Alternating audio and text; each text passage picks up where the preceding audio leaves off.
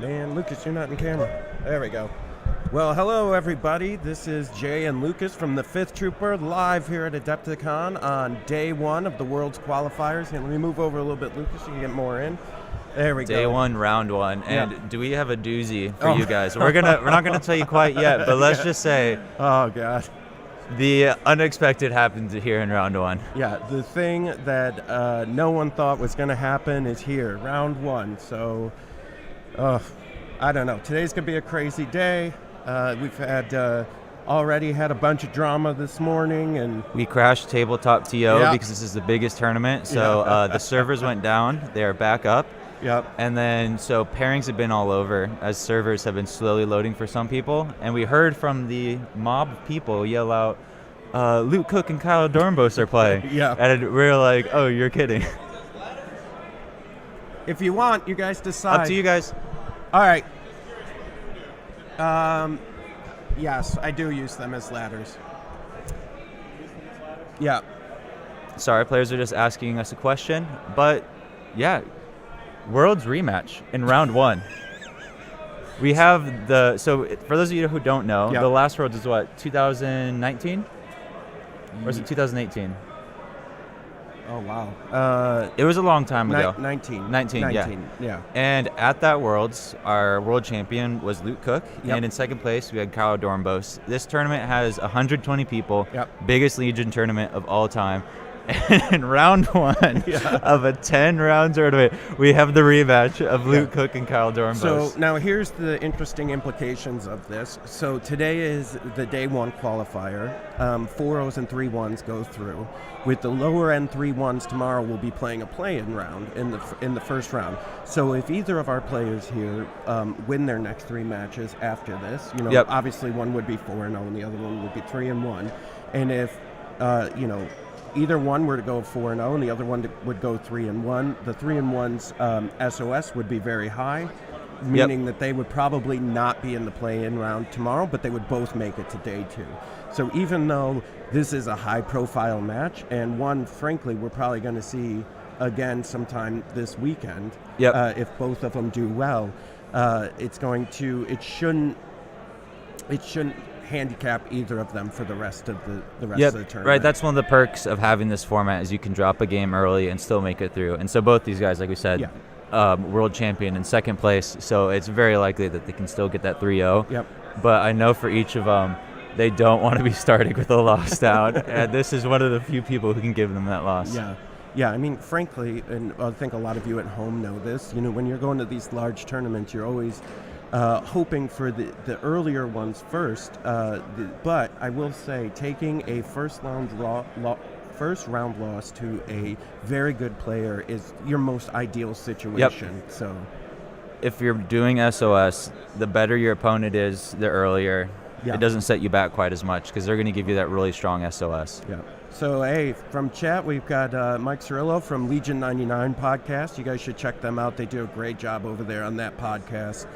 Thanks, Mike. Good to see you in the chat. Sorry we couldn't see you here at Adepticon, but we'll see you at the next one. Good to see you. And hello from Argentina from the chat. Yeah, we got a bunch of players from Argentina, and actually, quite frankly, one of them was about to be on stream until we saw that. Until we heard that pairing, and we're like, well, we got to do this. World's rematch. Yeah, and so so today's going to be a good day, and usually as streamers, as exciting as it is, it's never this exciting for day one, and you could tell Kyle's serious. He was in cosplay today, and he's already taking his cosplay off. The cosplay is coming off for this game. Can you guys hear us when we're talking? Is it too bad? Because I said your name. Yeah, all right. We'll try to keep it a little bit low. We'll keep it hushed. Yeah. So for chat, we are using SOS, and that was because the TO had made that decision before we knew this was a Worlds Qualifier. That SOS had already been decided, and then once AMG made it made it a Worlds qualifier, we were already in the decision process of SOS. So. Yep, and those in the chat, we were asking the players if they could hear us. For the streaming setup, we're about a couple meters back, so we just want to make sure that as we're talking, they won't hear what we're saying in case we comment on their choices. Lucas and I are strategizing for them, right? Yeah, exactly. Not that Luke or Kyle would ever listen to us, but yeah, I know. I don't know if they want to listen to our opinions. No, definitely not mine. Oh goodness. So let's see. Let's get some. We can get some views of the battlefield as they're starting to set up. We gotta change the names on that one. Yep. So we got Kyle on the blue side.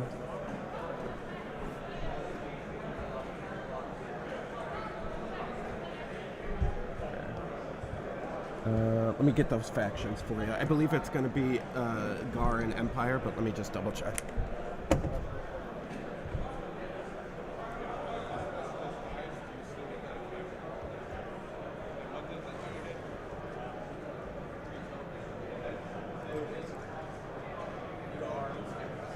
Gar Empire.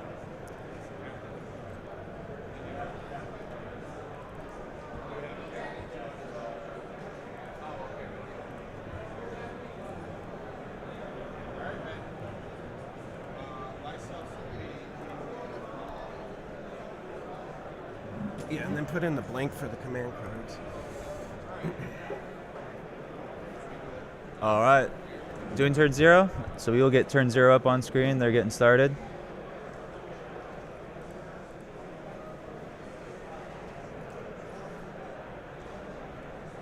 Yeah, and that's a little blurry now, but we'll get that in focus in a second. Yeah. Be right back. There we go.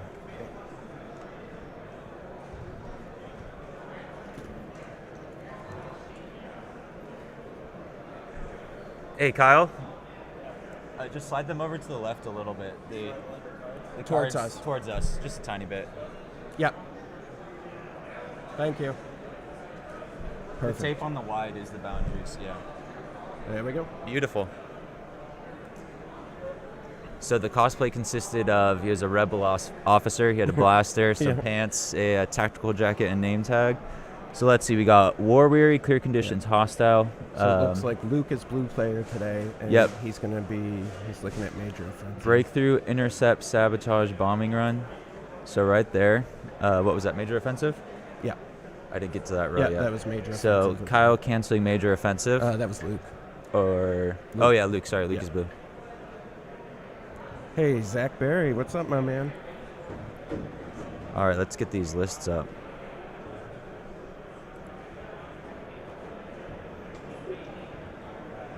Yeah, could not have asked for a more exciting round 1 today.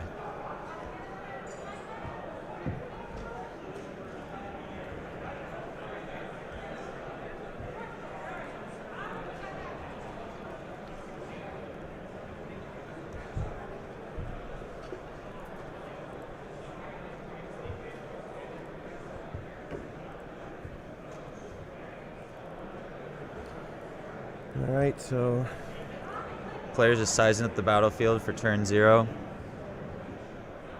So for those of you who are wondering, we can get into lists a little bit while these players are both thinking about turn 0.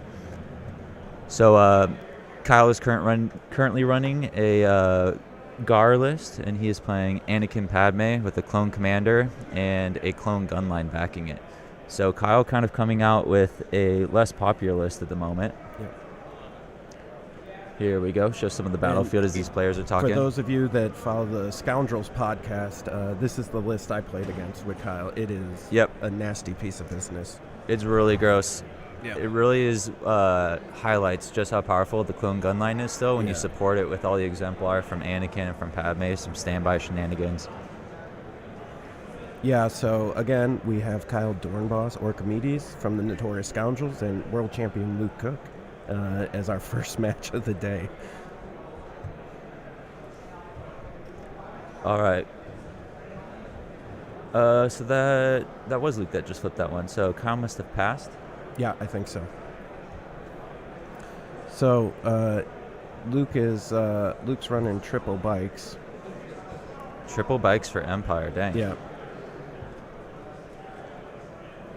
With some ISF and Iden. So it's an Iden tactical strike with triple bikes. So Iden 333, but with 3 bikes instead of a shoreline, which is pretty sweet. So guys, we got some top players playing some off-meta stuff today, which is awesome to see.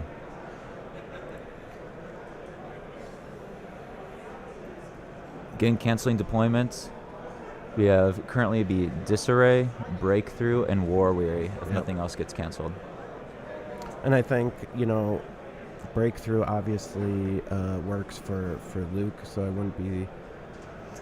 Yeah, this does feel like a final caliber of players. Yeah. Like we said, this is a rematch of last year's Worlds here in round 1. 3 years ago. 3 years ago. Yeah, Worlds. It's been a long time. Last Worlds we had. But one of the perks that we talked about is today, all the 4 and 0s and 3 and 1s both move on. So if either of these players go undefeated after this match, which, like we said, they're top caliber players, they can. So luckily, this won't be a death sentence for either player. Yeah. But I don't think either one wants to start out with a loss because, right, despite being great, they might run up against someone else tough, and you never know. So. And for chat, someone asked if there was audible. So Kyle did the last cancel, so he is red player. So we have advanced positions, breakthrough, and war weary. And so this morning, a little behind the scenes, we were all eating breakfast together at the stream table, just shooting the proverbial crap and talking. And Kyle and Luke were both bemoaning the fact that they didn't want to be paired round 1, and here we are. I guess no one knocked on wood. So. It's not 120. The odds of that are less than 1%. So for those of you in chat, 4 O's. So there are four rounds today. So 4 O's and 3 1s make it into day 2. Yep.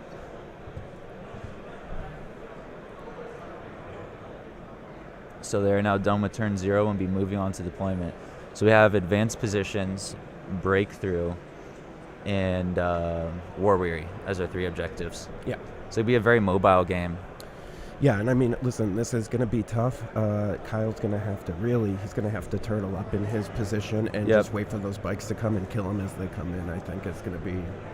Yep, I think if Kyle can deal with the bikes, make sure none can score. I think with Anakin and Padme in his gun line, he can take on this ISF. But the tough part is with advanced positions, giving that Scout 1 on top of all the special forces infiltrate already. Yeah. Luke can kind of pick the fight he wants. Yep.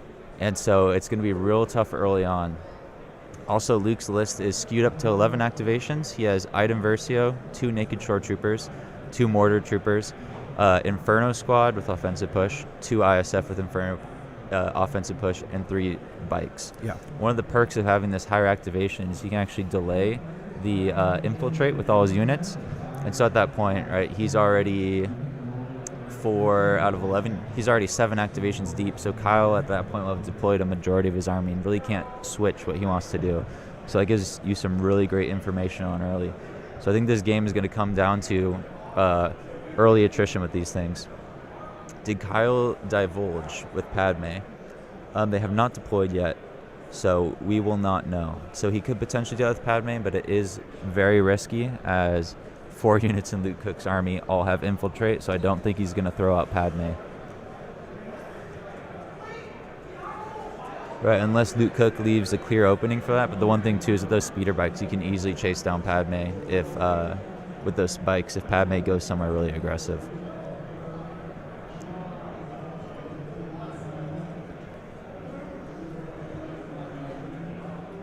All right, and while they're going, we can also show you guys Kyle's list. Take a look at it. So this is what Kyle Dornbos is currently playing. So there's a big activation disparity, right? 9 activations against 11 activations, which is going to be pretty tough for that infiltrate. Kyle is running Anakin with Force Push, Saber Throw Endurance, that Clone Commander, Padme, some Phase 2s. Something really exciting is, right, we're seeing a clone gun line from a top player. I know a lot of people have been really down on clone gun lines. But, right, we'll hopefully see a good showing from Kyle. He's been making this work. You know, a lot of people here at the 5th Trooper have been playing this list and against it, and it's had some really great showings.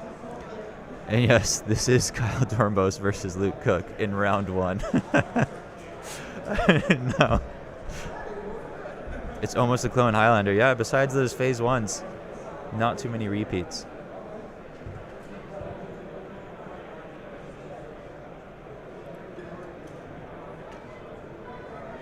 Sorry, just making sure we're posting this so everybody can get to it. I know this match deserves a shout out as well. So they're currently deploying, and I do not believe Kyle divulged.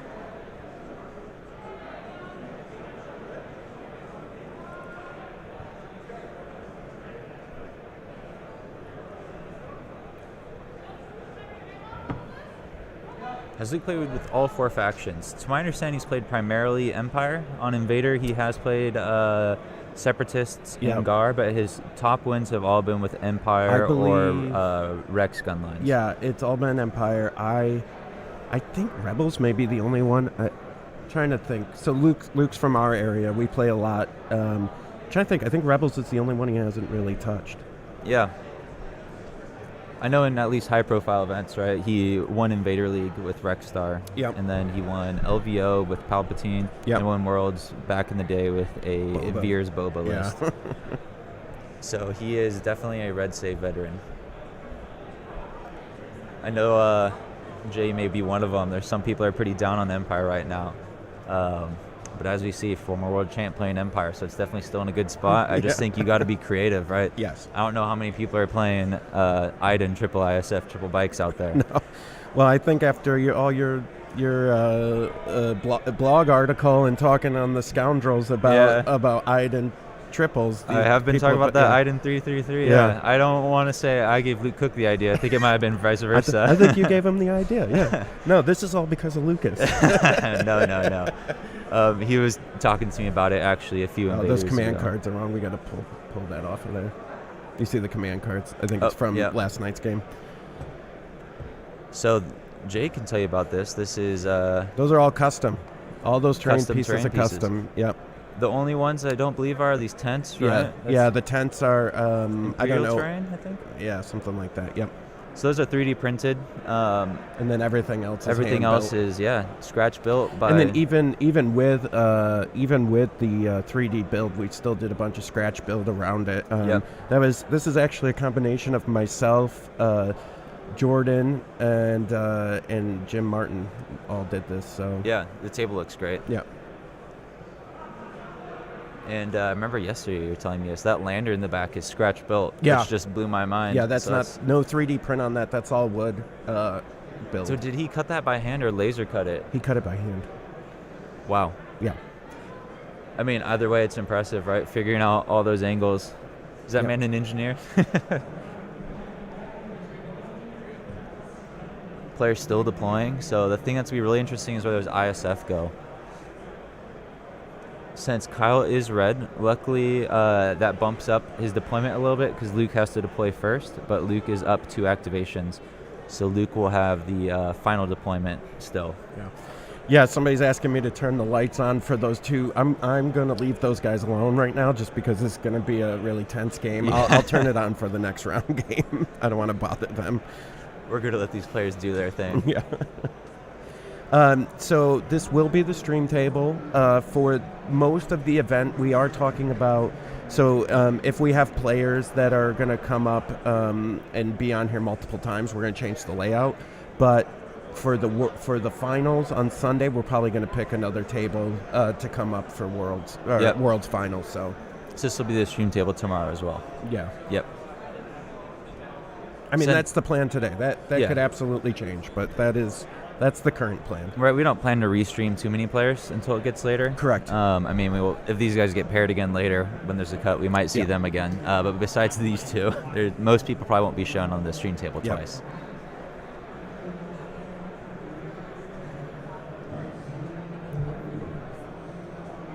So some more bikes coming down, right? Luke really just wants to delay those ISF so that he can infiltrate wherever he wants to counter what Kyle's doing. And Kyle's doing a good job of just deploying his core, putting behind line of sight blockers, starting real safe. One of the perks of breakthrough on this map that actually helps Kyle quite a bit is since advanced position is so far forward, he doesn't have that much distance to actually traverse. And with Anakin, I think he has a bit of advantage up close if he's able to survive the onslaught of those ISF and bikes. But this list is a very, very aggressive alpha strike because you attack with all 3 ISF and then the bikes all on turn 1. And so weathering, what is that, 7 activations of damage on turn 1 is pretty brutal. Yeah, and so for chat, today the event was 128 was the cap, and we had 122 show up. So yeah, we had 122 players here today playing and registered and ready to go. So yeah, I believe going into the event last night, 124 were registered. So we just dropped 2. Whatever happened, we dropped 2 players. Yeah, I think this is something I kind of speculated on before when we were talking about LVO. LVO was also at cap, but went down to 90. I know some people said, oh, there's always drops, but I think that had a big part to do with how bad the pandemic was getting. Yeah. And now that we're in a much better place, right? Right. That's only 6 drops, which is great. So this is the biggest Legion event in person that we've ever had. And what a way to kick it off with potentially, the 2 best players in Legion right now. I mean, as far as last Worlds, they're both top ranked. If you go to the ELO boards, I think they're still number 1 and 2. Yep. So as many metrics as we have, this is the match to watch. We're going to have some really, really high-quality, top-tier Legion to kick off this event. Yeah, and if little shameless plug here, but if you go to thefifthtrooper.com, under our tools section, you can see the ELO rankings, so you can see where everybody's ranked throughout the world. We have it separated by region now. And then also to our man, Dr. Power Slam here in the chat, we also have legionstats.thefifthtrooper.com, which gives you all the stats you could need from all these tournaments. So ideally after Adepticon is over this week, by next week we'll have the stats up for that, or in the next few weeks at least. And so, any information or stats that you want to get about players, lists, or where we're at, you can go to thefifthtrooper.com and get all that information. And those ELO rankings are actually done by our own Bushman, Bushfax, and they're very similar to like the chess ELO rankings. And so right now, Kyle and Luke are 1 and 2, and this is something funny because they both have really high ELO, and so this is definitely going to affect that. So for those of you who are new, the way it works is you have a point score essentially, and the differential between the point score tells you whether it's an upset or expected outcome. So say one player has a much higher score, they'll score fewer points from a victory of beating a lower, but if a lower player beats a higher player, it's a bigger switch, because the idea is eventually you balance out, and you should be, neutral against people with the same score as you, be advantaged against people with a lower score, and, disadvantaged against people with a higher score. Obviously, it's just a number, so you can always, it's not set in stone, but those numbers are meant to reflect your game history. So, with Worlds and ELO, 2 metrics of competitiveness, and both these guys are number 1, number 2. I think Kyle's top in ELO, Luke was top in Worlds. Yep. And so, this is quite the rematch to kick this off. I mean, we couldn't ask for better. Right. Game 1. Oh, look, it's my man Krabic is in chat. So Krabic wants to know if we have any predictions for the tournament, anything we expect to do particularly well. Yeah, I think CIS, right, it's gonna do well. I have a feeling that there's going to be some Padme gunline lists that'll probably do well as well. Yeah, I think I might have a little contrary opinion with that. I think that the CIS lists have been very forward in the meta, but I think it's kind of a misconception that they're the best thing. I think they have a really good matchup and they're well-rounded. But when you have an event like this with lots of top players who are totally comfortable with skewing, taking something no one else is playing, I think we're going to see some new lists we haven't seen do well before.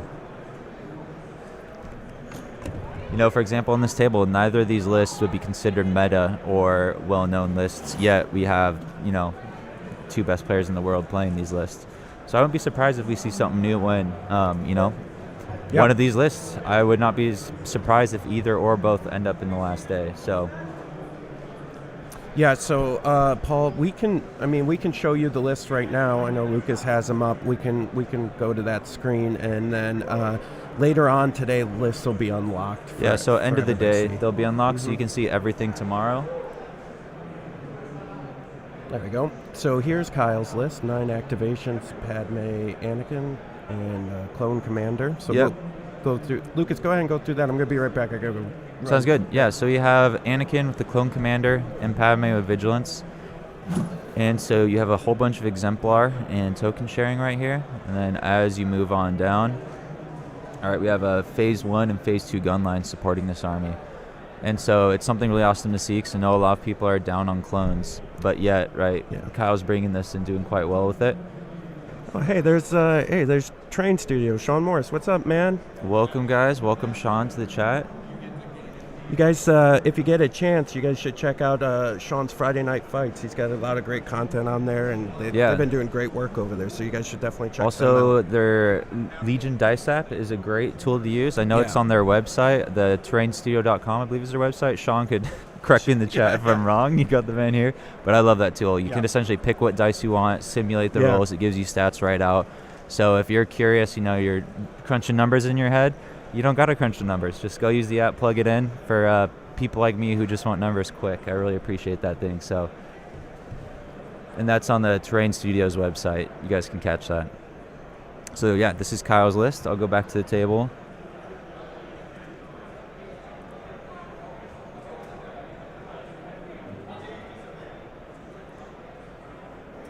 Yeah, we have quite the matchup to start up here. Luke Cook and Kyle Dornbos kicking it off in round one. I know, it's still hard to believe for me as well. And for those of you asking about Luke Cook's list, it's 3 bikes. He's playing Empire at the moment. It is 3 bikes with nothing, 2 Imperial Special Forces with T-21s on offensive push, Inferno Squadron with offensive push, 2 Naked Shore Troopers, 2 Naked Mortars, and Iden just with her rifle. And obviously the both rifles as you have loadout.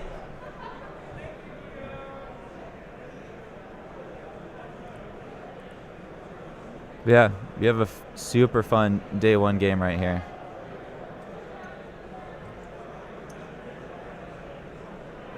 Players are still deploying. We talked about this a little bit earlier, but I think one of the big deciders is going to be where these ISF go. So Luke Cook still has 1 mortar left, and he's up in activation. And so once his ISF come out, it's going to determine a lot. It is breakthrough, and Kyle has the advantage during the crossover, but Luke Cook's list has a massive alpha strike between those 4 infiltrating units and 3 speeder bikes. Right, Iden's tactical strike will give a really big hit on turn 1.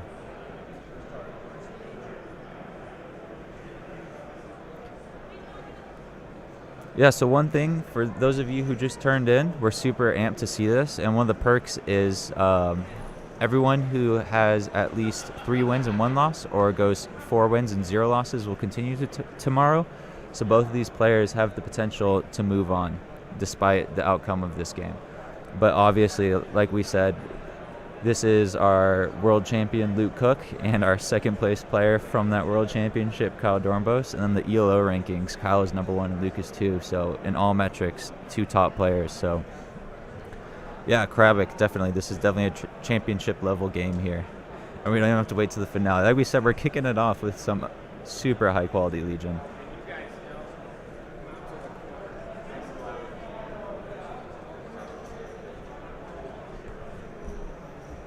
Yeah, so we do time. It is 2.5 hours for the entire game. They have 15 minutes at the end. We had some issues, so this is the biggest tournament for Legion to date, and we actually crashed tabletop TO, so the round started a little late. Everyone logging in to check pairings, completely crashed tabletop TO. So we had to ask all the players to put their phones away and stop checking pairings, and then we read off the pairings. And during that time, right, everyone was kind of shuffling, and we heard someone shout out, Kyle and Luke is playing. We're like, is that a joke? And turned out they were, so we got a great game to start with.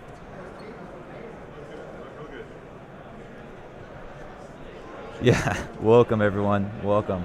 Great part 2 is they're playing 2 very off-meta lists. Something we've been talking about is I think there's been kind of groupthink around CAS, and I really think that's a misconception. I think other factions have really great options. I think the CIS list is just fairly straightforward in how you play it, but since we have really skilled players who are comfortable playing something that is, maybe a little off meta, plays a little differently than your standard list, we're going to see some great games here.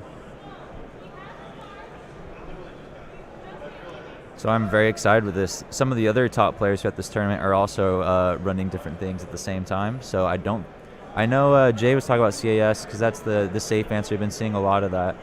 But there's quite a few people I know who are bringing new things. I think there's tons of choices. Iden Tac Strike is still amazing. Hopefully we see a good showing here. There's Clone Gunline. Clones are still amazing. You can token share. And guess who can still token share? Exemplar with Anakin and Padme. So really sweet stuff on the table. And yeah, thank you, Krabak. We're really excited for this stream. I know you were here yesterday as we were tuning it all up, and we're happy that now we can have it all polished and ready to go. And we're starting with the great game to have, so...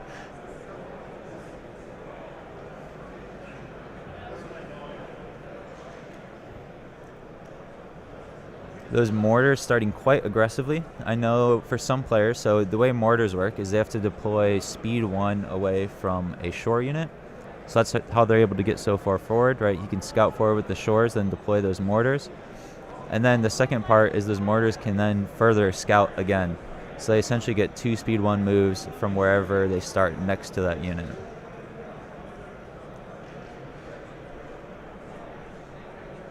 Yeah, I totally agree.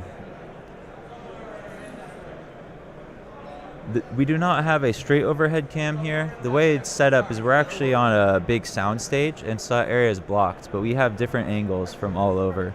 So we can show you a few of our different angles.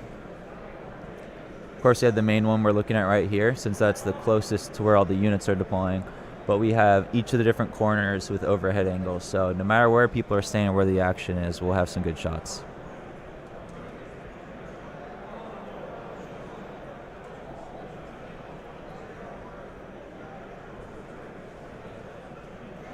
Yeah, definitely could do some fire support with these. The one issue with that will be you have to get orders on the mortars to do that, and I'm quite sure we'll see a tactical strike on turn 1. This list likes to get that alpha strike out early that Luke is playing, so getting orders to the mortars might be difficult.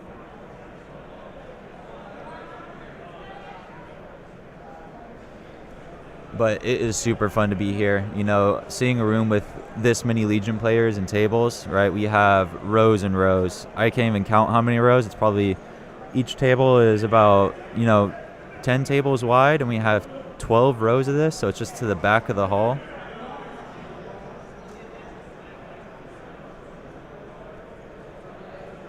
Amazing tables, amazing lists. It's great to see everyone have some super solid Legion. This event is also officially supported by AMG, so this is a Worlds Qualifier. First one we have had since 2019?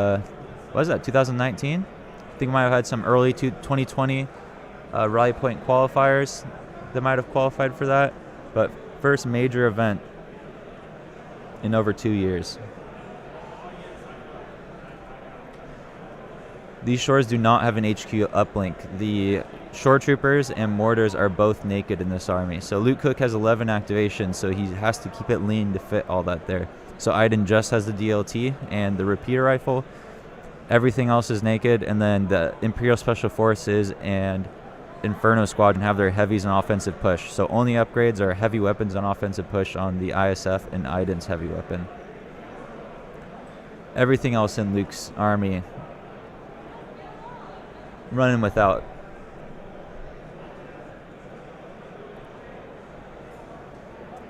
So we can get some other angles of what these guys are looking at behind these barricades. You can see Luke stacked up all his speeder bikes out of line of sight there, where it's fairly safe. All right, Iden is now coming down.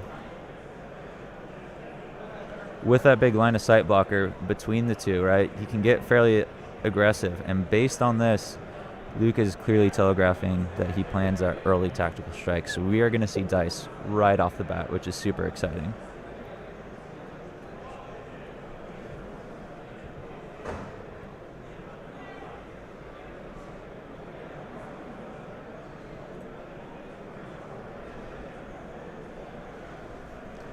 Yeah, that is true. So Hask with Coordinate could hit one of those shores, which can give it early fire support as well.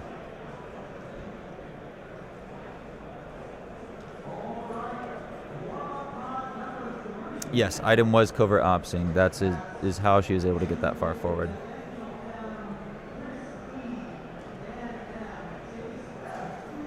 So one of the perks of Gideon have Coordinate, that Gideon has Coordinate, is he's able to combo that with the mortar.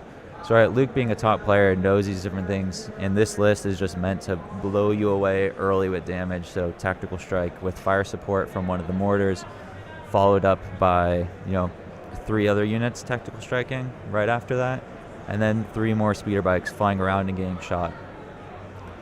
So on turn 1, almost everything in this army is going to be able to take shots. Notably, Kyle does have Anakin, which can shred all these people if he's able to get into melee. But with breakthrough, he needs to make sure he kills those bikes, because his bikes can always score late.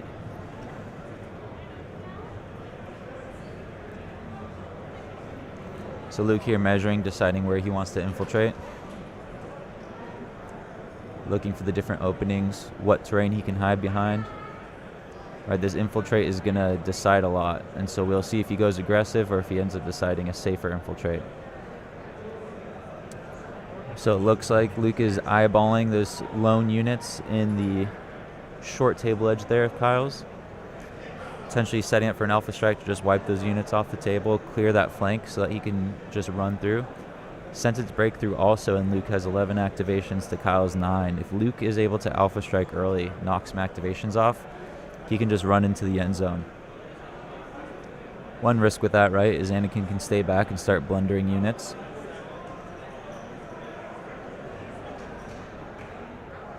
Deployment is within round time, so they have 2.5 hours to play. And yes, they are deploying right now currently.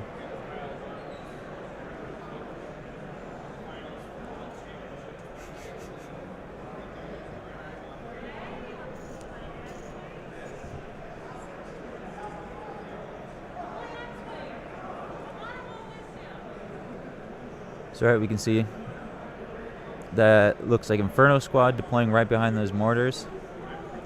One of the perks of Tactical Strike is since you get those double moves, you're able to get these angles. And Luke Cook's in a pretty good spot with all those line of sight blockers. Kyle's guys are quite safe though, behind that mound. And like I said, Anakin can take this away. So far, what is my money on right now? So I think with these deployments and objectives, I do think Luke is advantaged. But if Anakin is able to get in, he can destroy some activations and get his team ahead. One thing to note, right, is while Luke's ahead on activations, 2 of those are mortars, which are not quick to get into the end zone for breakthrough.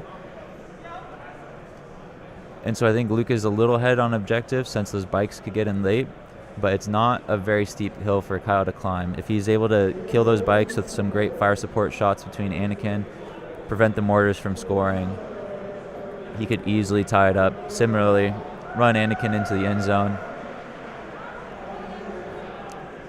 or try to divulge Padme, maybe go for Secret Mission. Secret Mission is quite risky, so I'm not sure if he'll try and do it, but we shall see.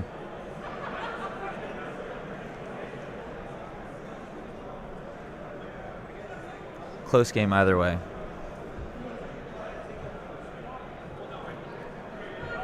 And Anakin's loadout is Force Push, Saber Throw, Endurance. Endurance there to help with that suppression, and Saber Throw to get those huge fire supports with his Z6s.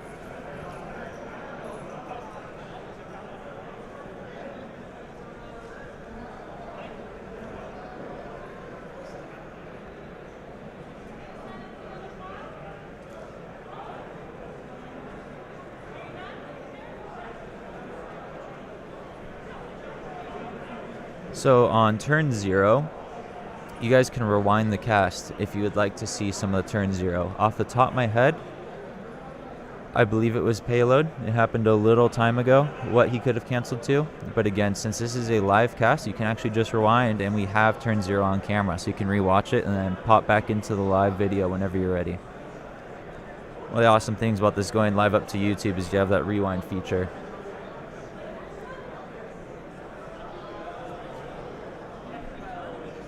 Clone Commander is partially there to help with fire supports, because he gives out extra face-up orders since you need those for fire support. And he's also just a very valuable unit for the low cost of 60 points. You're getting something that can token share, you're getting something that can hand out surges, and you also have Sharpshooter 3 dice, which is no slouch of a shot.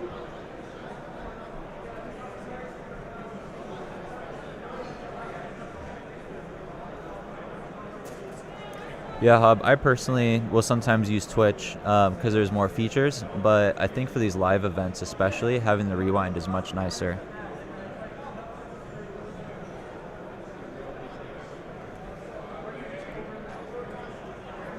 Right, if you want to catch up on anything or see if there's any action you missed, you can always just rewind. All right, Anakin is coming down now.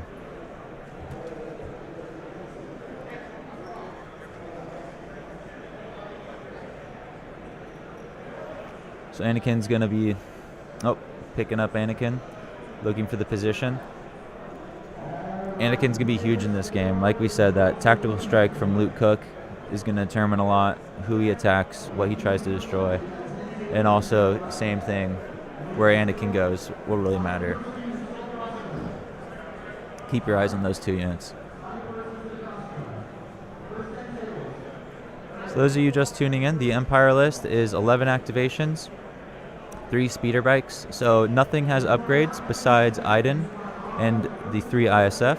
So Iden has her heavy weapon. There's 2 Imperial Special Forces with the T-21 and offensive push. Inferno Squadron has their 2 heavies and also offensive push. Then it's 3 naked bikes, 2 naked shores, 2 naked mortars for 11 activations.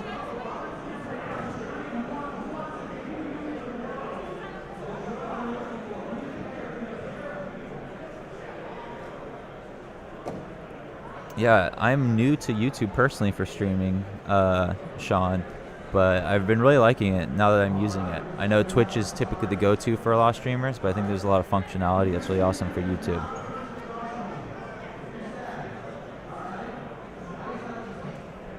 All right, another infiltrating squadron is coming down. Trying to find these angles.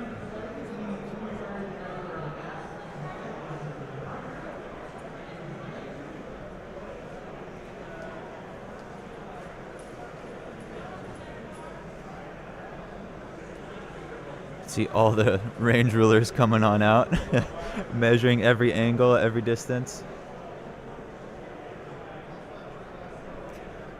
Yeah, speeder bikes is an exciting choice. I spoke on this a little bit earlier, but I think the groupthink around, the 11 activation CIS and CIS being the best list is kind of groupthink. I think each of the factions have great choices. You just need to get creative. The efficiency gunline of the past is not what every faction does. And so, right, you have Kyle, who's really leaning on a Padme, Anakin, exemplar, fire support, token sharing army. And Luke Cook is going into a really aggressive Alpha Strike Empire army with, tactical strike from all the ISF and Inferno Squadron, followed up by a huge hit from the bikes. So, right, if you have units you're comfortable with, you can totally build something. And, right, these are 2 top players playing 2 lists that we haven't seen in any top tournaments to this point. Yeah, this is one of the 5th Troopers tables, one of Jay Shalansky's, and much of it is just hand scratch built, and it looks great. Some Mimbam theme between everything. The lander in the back is all hand cut MDF, which is quite impressive.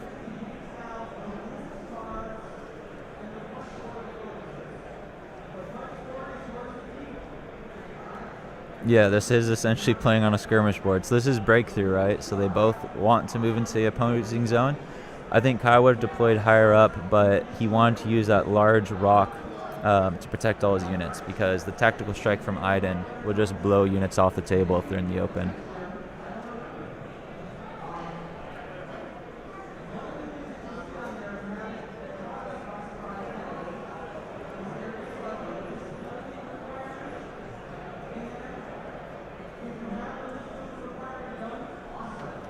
Yeah, it's super fun to be at the con. It's been a great turnout, tons of people.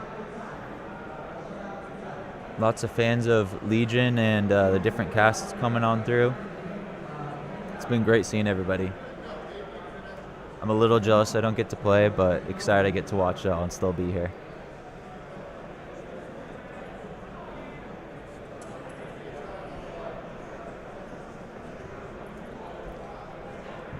So more aggressive deployment here from this ISF unit. One of the perks is you can really force a flank since you get that double speed 1 move. That's roughly 8 inches, which is farther than range 1. So on this, what is that, a tent? On that tent there, Luke can double move either direction to get the flanking shot. So if Kyle tries to duck and hide, he's quite safe. And he can delay and just sit behind that piece of cover before he wants to hit.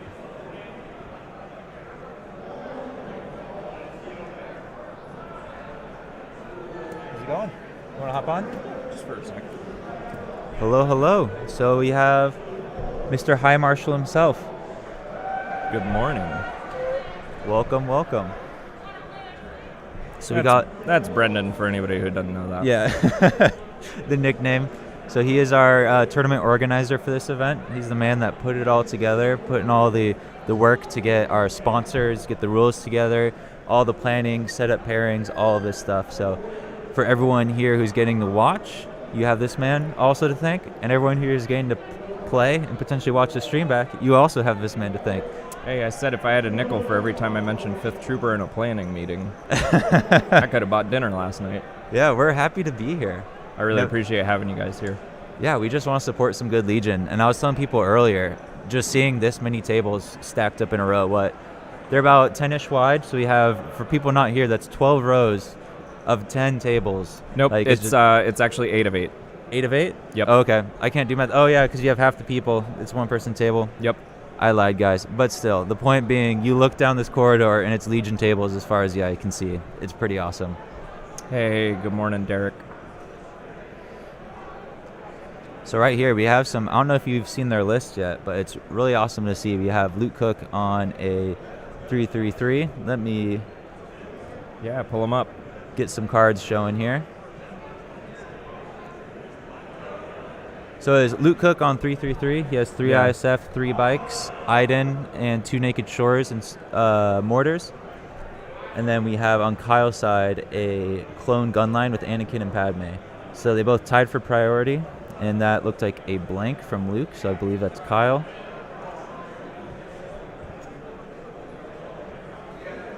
And so we shall see. Anakin's getting the order.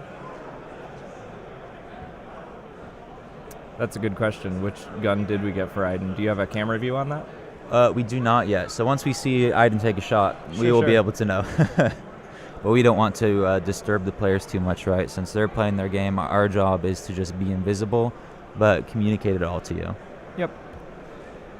So we'll get to see what cards they're each running as soon as they pull them out. Let's see. I got to get the names of these command cards. I always call them the 3-pip or the 2-pip. So Anakin's 3-pip, for those of you who don't know, is Hero of the Clone Wars, which gives Anakin Skywalker and 2 units in order. Permanent, Anakin gains Exemplar, reliable 2.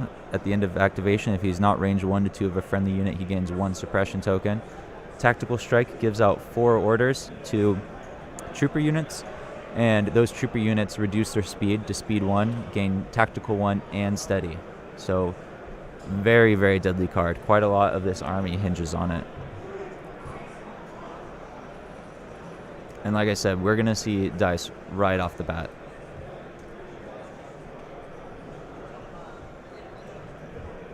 I assume we're still turn 1, or have they made it to 2 yet? This is turn 1. Okay. They just wrapped up deployment. With the ISF, there's quite a lot of measuring and finagling, since, as we're about to see, there's going to be a lot of dice right off the bat. And so this is a matchup that is unusually hot right from the start. Many times, right, you kind of just deploy behind a line of sight blocker and you go from there. But when you have 3 bikes and 3 ISF coming right at you and it's breakthrough, right, you're both starting close to the enemy deployment zone and just getting ready to alpha right off the bat. Be interesting to see if that makes them resolve faster just because there's nothing to activate. Yeah. Depending on how these rolls go. I mean, it could just whiff, but... Yep. I expect some intense early turns, and then potentially we'll see how it's decided from there. Thank you, sir. Jay's coming in with the care packages for us. He treats us good. He makes us say that. Yeah. I was not at all paid to say that. Taking over? Yeah. I'm going to start handing these out to the players as we walk through. If I see them playing one of these, I'm going to give them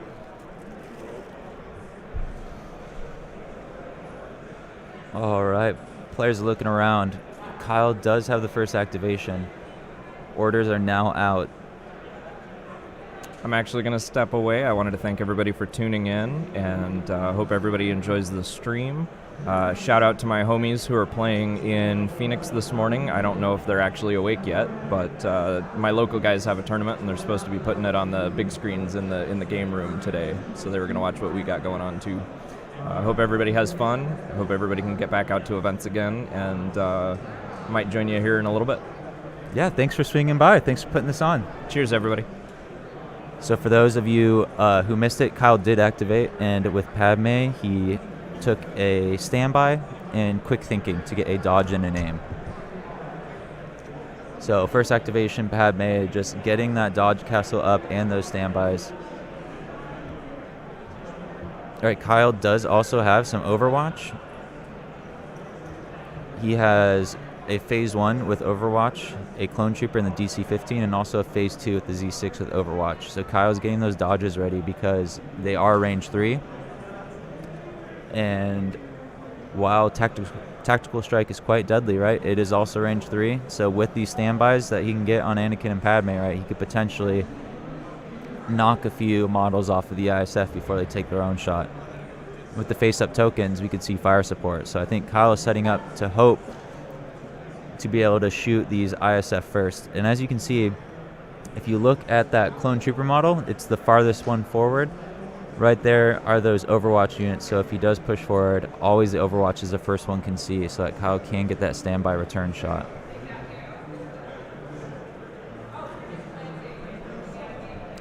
Luke looks like he's wanting to flank around this, decide what target he wants to go for. Players are getting down there, checking the angles.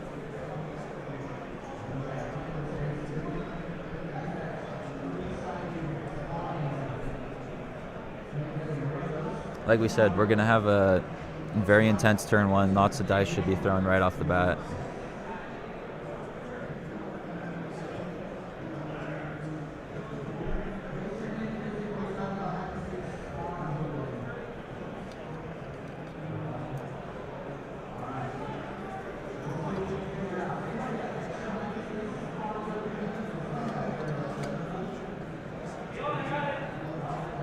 So Luke is going for a more conservative shot. Now that cluster in the corner has all these standbys, he is going to pick off and start shooting into the unit that does not. It looks like he's going to do one move shoot because he can do a peekaboo in this way. Since these units have tactical and steady, he can move out, take that shot, move safely back behind cover.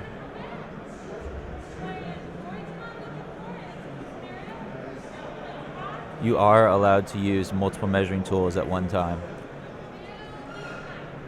I'm not the head judge for this, I'm not the best resource, but to my understanding, I believe they removed all stipulations about range rulers and movement tools. There used to be rules about use one at a time, and for the sake of time, they said you can have both out at once.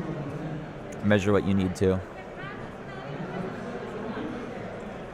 Because you used to have to put your range ruler down. All right, we have some dice coming out for this tactical strike attack. Solid start. 2 crits, 2 hits.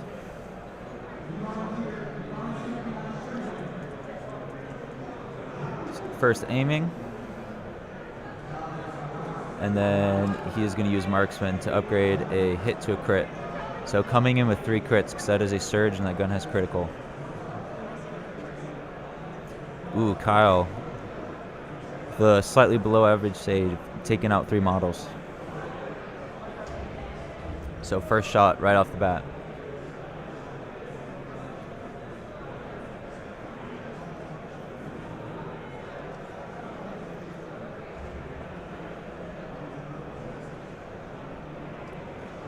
Yes, so some people are talking about once you pick up a model, you're technically committed at certain times. Most players play, to my understanding, right, you can move it around as long as you're pre-measuring. It's just once you pick up your model, you have to move. I don't believe it is you have to, once you set it down, you're committed to that move. The whole point is just once you pick it up, you're committed to making a move action. But big old shot right there.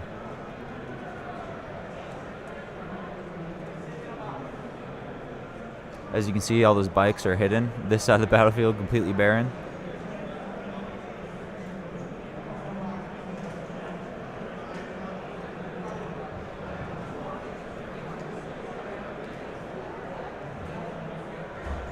So Luke with the solid first shot, not going to complain about taking 3 models off the table.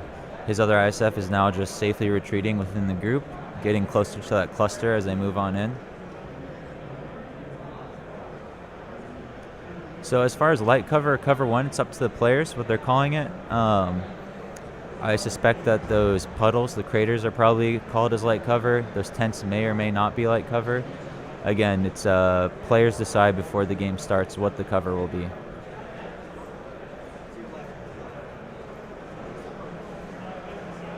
Yeah, so the point, Rowdy, is it must complete that movement action, but it does not need to go where it is. You can move around the movement tool with it at the end. When it's referring to that movement, it's referring to that movement action, not that specific location. Yep. You can check the forums if you want clarifications of interpretation. That is a great resource. Also, we have the Legion Quick Guide on the 5th Trooper website if you want a web-readable version with hyperlinks that connects everything together. So Kyle getting some more tokens there. Building up that castle of standbys with Exemplar. Those units just taking a name. It's like one of the phase 1s. Since Exemplar is not clone token sharing, you can take as many tokens from Exemplar as you want and still get that one shared token from clone sharing.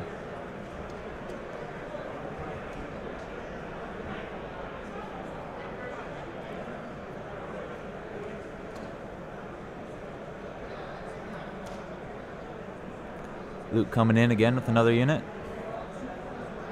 Doing his first hop. Measuring range for everything, making sure he's not getting into range of stuff he doesn't want to. And it looks like he's going to shoot that same unit that he had fired at before. That looks like a range 3 marker, so he needs to get a little closer. The clones do have Overwatch. There's a phase 2 and a phase 1 with Overwatch. So currently lists are locked, but at the end of today, they will all be unlocked. So I can show them on screen at different times. But I don't want to miss any of this action yet, so potentially in between. All right, he's at range 3, did the double move, so he'll have 2 aims. I don't see a third, so I don't think he popped his offensive push for this attack.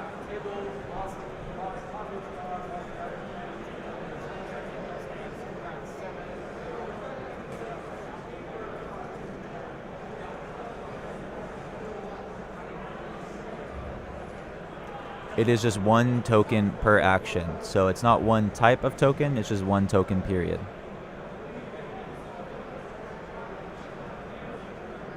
Yeah, I can show you. So if we go to this table, you can see all the bikes are hiding behind that line of sight blocker, sitting quite safely out of sight.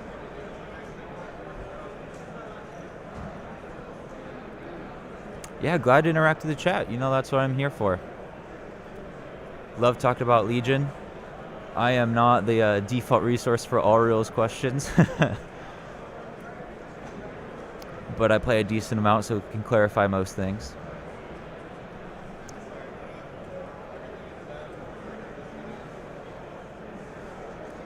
All right, we have the dice coming down for this shot. So this is Inferno Squadron. And he spent his aims to flip those. So if you don't know about marksman, you can just pay to upgrade a dice result. And Kyle is rolling. And they do have pierce, because they have 2 from tactical, 2 aims to flip those, and then the third right there. So that was 2 blanks, but it has pierce, so that will be 3 models off the table. So Luke getting some really solid early attrition here.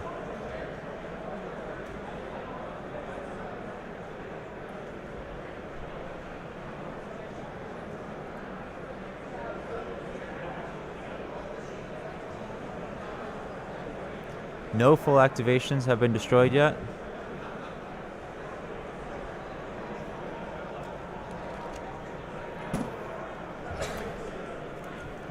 But that may be the full squad. And that I'm looking at, the other unit may be to the left. I know he picked up some in the front, so it might have been a weird cohesion. It's a little tough to see, but Kyle does have all the models at the table in the corner. So if you look, Kyle marks his units based on some squad markers, and it's a little tough to see from this distance if they're all the same color. Hey Jay, could you check if Kyle's squadron right here is all one unit or if that's two? Jay's gonna go up and look.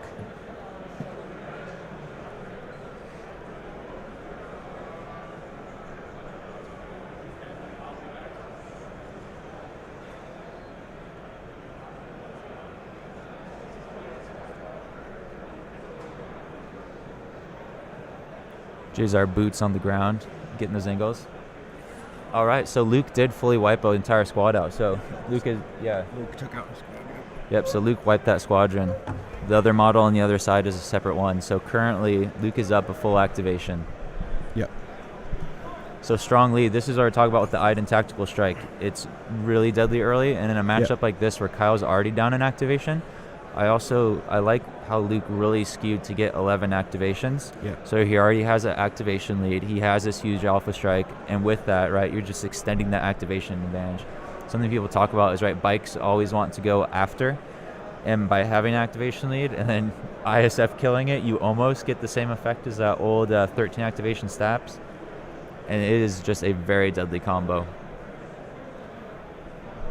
Really hyped to see these lists, but something to keep in mind, this is in no way over, because Anakin with fire support can easily one-shot entire red save units. With that Pierce 3 Surge crit with a Z6, it is not unlikely to see Anakin just hop forward and blast an entire squadron of ISF off the table in one shot.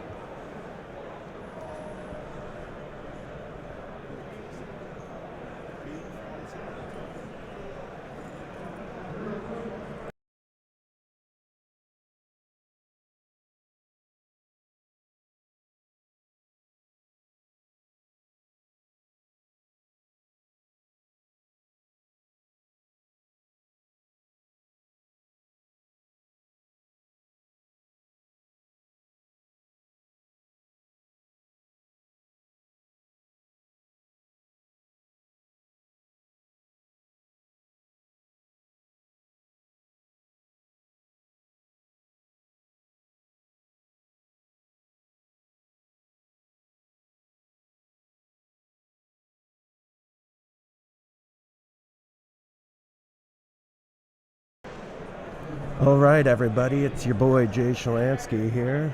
Lucas is taking a little break for a second. I'm going to take over. We paused the audio for a second there, everyone, so that we could change hands.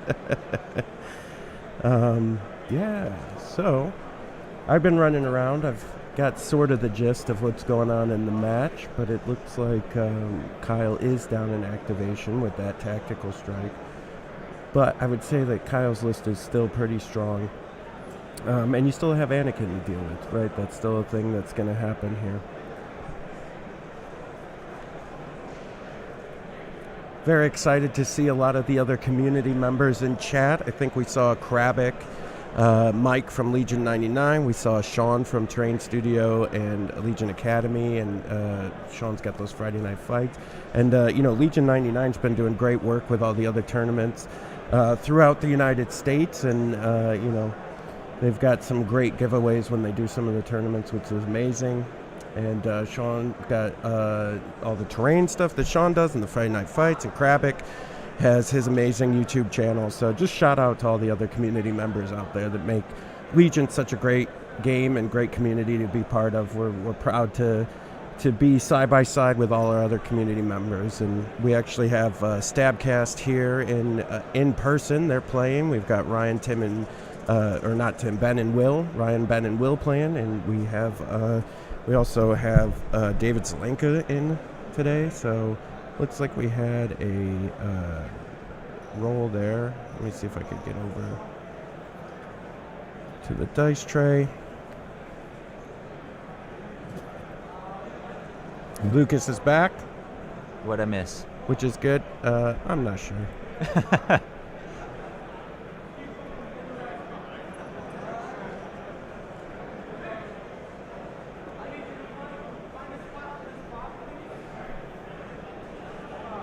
You plug in the streaming app? No, I was plugging all the other community members that are in the crowd, in the chat, and just making sure everybody knows that we have a great community and to check that out. And if you're not part of it, you should definitely get part of the Legion Discord or the Facebook group and join all that too. So. And if you're someone who's nervous about hopping into a new war game, one of the perks of Legion is people are super friendly. Looks like we got a sniper role here. Yeah, so I think that's Aiden. Yeah. So Aiden picked the sniper. I've heard people say this many times, like, I don't even bring the sniper loadout. It's not worth it. That's crazy. You heard it here. Luke Cook is playing with the sniper loadout. It's so good against red saves. It's just like guaranteed 1 to 2 damage a turn. Amazing. Yeah, and for those of you wondering, I drove down. We are doing the stream, but we also have a booth here at Adepticon as well, so we drove everything down, and very excited to be here. Yep. So Aiden picking up a few more clone troopers off the table. You can see Luke is really focusing on those ones at the short board edge there. Since his plan is to most likely score in that back left corner that he's standing close to right now. He wants to wipe all units that way, just push straight there, because for Kyle to stop him, he has to move away. Yep, high velocity is amazing. That DLT is a great choice. I often take it when I'm playing against a red save faction, and especially force users, because you just with high velocity you can always plink 1 to 2 hits through. Oh, you know what, Lucas? Sorry, real quick, I forgot to mention. So for the next 3 days, everybody, we're going to be doing a bunch of giveaways of actual Legion content. And so if you go to thefifthtrooper.com/giveaway, you'll see Adepticon Day 1 giveaway. You can enter now. We're going to choose 4 winners, and they're each going to receive a commander of their choice for their faction. So go to thefifthtrooper.com/giveaway and fill out the Day 1 contest. Yeah, we got all sorts of goodies for you guys. Yeah. So if you couldn't make it to Adepticon, or even if you're knocked out at Adepticon watching, sign up, get some swag. You don't have to be here to get swag. Yeah, and we'll cover that a couple times during today. So today is commanders. We're giving away 4 commanders. Tomorrow we're giving away 4 core units, and then on Sunday we're going to be actually giving away 2 core sets. So thefifthtrooper.com/giveaway, and you guys can get some free Legion stuff. All right, Mortar taking a shot, double crit, and another blank. So that bottom unit is getting plinked away. Only 3 models left. Yeah. But I mean, I think Kyle knew that was coming. And so I almost... It is tough, though, because, right, so Kyle had to spread out because of that infiltrate and having that activation advantage. Like I said, it's really going to come down to what Anakin can do with fire support, because Kyle can delete full activations with 1 shot with that. So despite being down 2, I mean, he's running a gun line. He doesn't want to be down 2 units, potentially. But we can see some big hits. Luke is also doing some really great KG play, though. Let's see if we can get a little bit closer to the action here.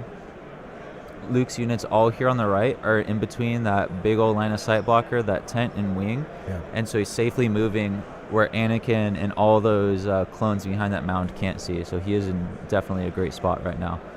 As you can see, taking those shots, backing up behind the cover, consolidating his forces, getting ready for the breakthrough push, and clearing out everyone that's in that way. So where are his bikes right now? They're behind that hill. They're way back there. Yeah. But Kyle's pushing forward. We might see a shot here if he has range. Yeah, it looks like he's getting close. It might. It's real close, so we'll see what the players call it. Mm-hmm.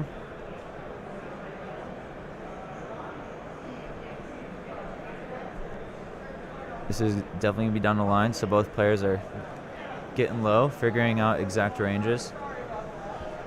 Yeah, and for the chat, if you are a community member and I missed you, please just put who you are and where you're from in the community if you have a podcast or a channel or whatever, and we will go ahead and plug you. Yeah, we want to support. If you're supporting the Legion community, we want to support you, because what's good for the community is good for everyone, right? We just want to come out and play Legion. That's why Jay and I are here and doing what we're doing. We love the game. And unfortunately, we're the only ones not playing Legion. No, that's the irony. Once you become a community member, you support the game, but you don't get to play anymore. As much, yeah. But yeah, it's a super fun game, and one of the best parts about Legion is, having everybody here. So let's see. Taking a shot. Really solid rollout for some storms, or some clone troopers. You got the 4. They're in heavy, so that's going to be a wound.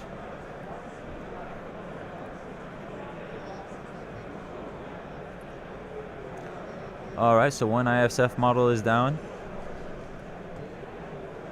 2 is down. Did you know that's a thing?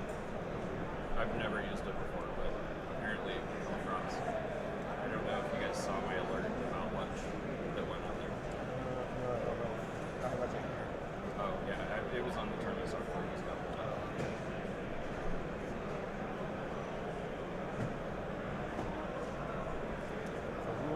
All right, Luke Cook getting ready for some more shots. I believe we have 1 more ISF to attack. Yeah, we have Alex here from the Legion Peru community. Yeah, so something great about Legion 2 is we are a completely international community. Yep. For some of you may know, I mentioned it on the cast once, I'm going to be moving out to Europe later this year. And there's a bunch of people who play Legion there. Yeah. I mentioned it once on the cast, and I have buddies from my local scene who messaged me, and they're living in Europe now. And a bunch of German local players are also talking to me. So wherever you go, it's a great place. And, I know mostly American players, but the German players I've talked to have been super nice. The French players have been super nice. One of the perks of playing online is you can meet people from all over. And the general take-home I have from everyone is even with language barriers with some people, you barely communicate, but they're super nice people, right? It's always a fun game. Hey, guten Tag. Deutschland, jawohl. Ja. Sehr gut. Mein Deutsch ist sehr gut. Ja, mein ist nicht sehr gut. Ich habe viele vergessen, aber... See, now you're speaking too much German. Yeah. You're past my basic So we have phrases. The Luke versus Vader podcast, the Spanish podcast. They've just recorded their 100th episode. Yeah, I know they do Spanish casts for different events. Hey there, Tim. Wish you could be here. Tim's one of our blog writers, Timbo, the famous man that made the Saber tank popular. Yeah. So Kyle's pushing for it again. Hopefully he'll get another shot here. Yeah, So he has that big old clump behind there, and so he's hoping to catch up attrition. Again, Anakin has not gone yet or gotten to melee, so I know some people might be thinking Kyle's way behind since he already has a full unit down and a second one getting low. Yeah. Anakin can definitely delete things, so by no means this game is over. Obviously, Luke is in a good spot, yeah, but it's not over. For all our Spanish-speaking fellows, hola, ¿cómo está?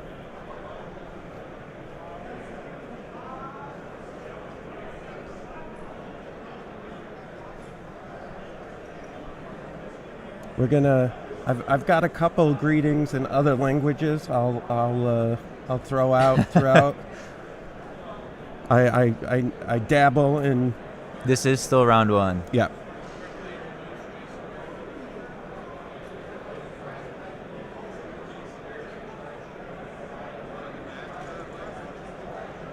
All right, are we going to see the bikes start coming out? So people have been asking about the bikes quite regularly. They're all behind that hill, and it looks like they're getting ready to go.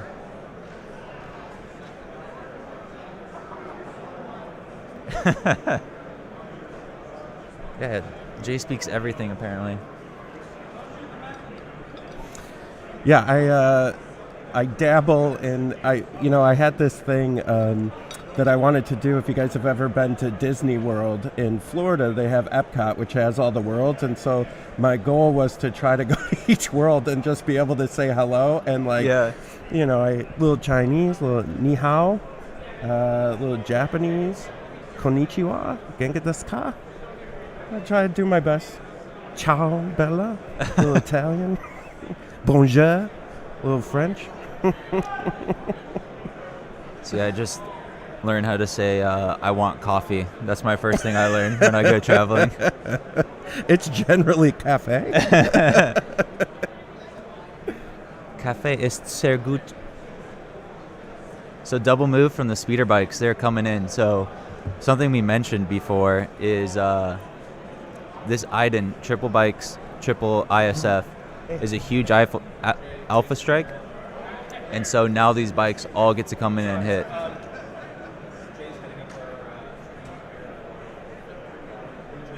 So he's gonna be able to take a shot. The bikes are pretty tall, so it looks like they can see over that building. I guess they're determining that. A good rule of thumb, which Kyle is doing, is if you can get a range ruler to touch both models or go through reasonably well, they can definitely see each other, because right, the range rule is a straight line. All right, we got some dice coming back down from the bikes.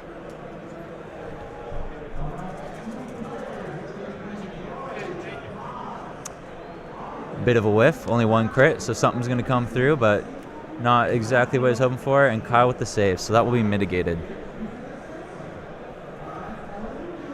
Yeah, hype for the bikes. Yeah, so this is my personal table, built by a number of community members, Jordan from Skullforge and Jim Martin and myself. We all teamed up to build this table.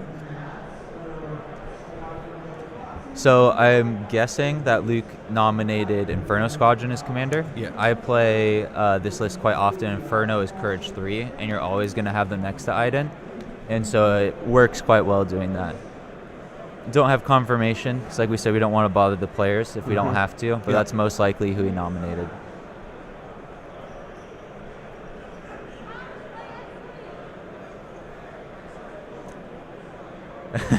Glad you guys like the range ruler idea. I was telling them, people were asking about if the bikes could see over, and Kyle put his range ruler at the head of the bike rider and then touched this guy's head so they could clearly see. And I was like, yeah, the range ruler is a straight line, so if your range ruler can touch both of their heads, you're good to go.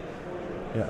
And then for those of you I saw earlier in the chat, if you're wondering about the giveaway, it's thefifthtrooper.com/giveaway. You'll see Adepticon Day 1 giveaway. Just fill out your name and email, and you'll be entered to win.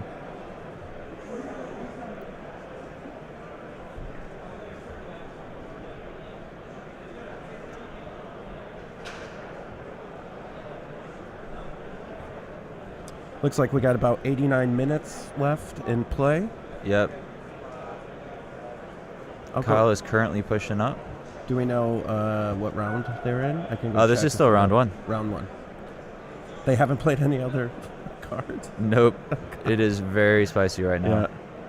Yeah, so you would be correct. Inferno wouldn't get tax strike. Oh, true. They this turn they did get 2 aims, so it's definitely not Inferno. It's most likely Immortar. There you go. Right, because that does make them no longer special forces. So it depends if you want to lose out on 2 aims on that tax strike turn, or if you want to have the Courage 3. There are trade-offs. Yeah. So Kyle's moving forward. We'll see if he's in range for any shots. Looks like Luke is going to the bag, so he is not. One thing to, this seems like round 4 rounds. Yeah, so these guys are good players, so as it moves on and attrition goes, I'm sure they can pick it up. Yeah. But we shall see. This did start late. Yeah, I think with high-level play like this, round 1 and 2 are always a little bit slower, and, and then it'll pick up during 3. Well, especially as you get later, often the decisions are much more clear. Like it's like, I got to do this or that, and so players will speed up a lot. Whereas specifically with this matchup, turn 1 is slow because you're not just positioning, you're taking shots and getting ready. Yeah, that's correct.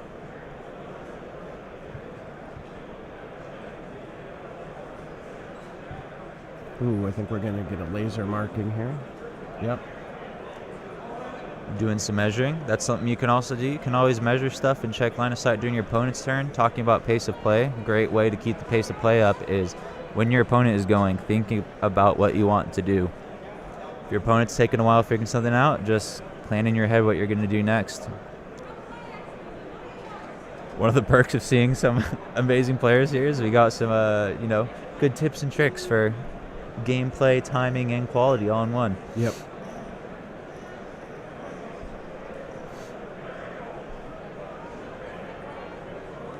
So since Luke did get that full squad killed before it activates, he is fairly ahead on activations. He also lost the priority roll. So I believe he was up 2 activations. He lost priority, so that puts him to 3. So he's going to have 4 activations after Kyle, which is quite a lot. So those bikes are very safe. Although Luke is just pulling from the bag, so the bikes will come when they're going to come.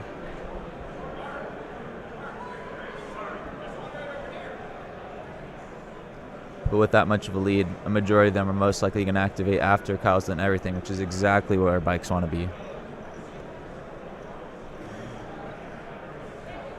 So we'll have to see, though. Anakin can still turn this game around if he's able to get some crazy fire supports off and rush in.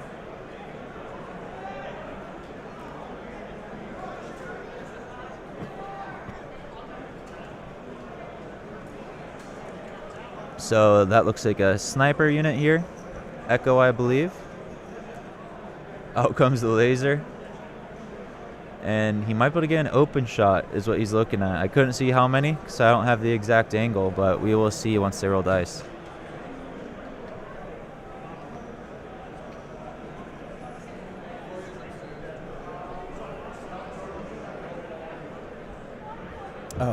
Yeah, Sean, we're running five Brio Logitech Brio cams. Yeah, listen, there, let's go to that dice roll. I don't want to talk over this. 1 second. So it looked like you got one through. Yep. Although Luke just put another defense dice in there. Might have just been picking it up. Okay. They're so quick. Yeah, a little inside baseball here. For our stream setup, we use Logitech Brio 4K cameras. We have 5 of them currently streaming, so we could get a number of different angles of the table. And really, for traveling, those are kind of the best to travel around with. They're easy to pack, easy to get cables to, and you don't need a bunch of other power or batteries to them because they just go USB right into the laptop. Yeah, the fact that they're USB is super nice. You can just plug them into a hub. For those of you, they're like the size of a stick of gum, but an inch thick. So, you could fit all 5 of them in your pocket. Yeah. Yeah, I used to bring much more bigger equipment to these streaming events, but it's a lot to bring, so we've just kind of slendered it down to these little webcams, really.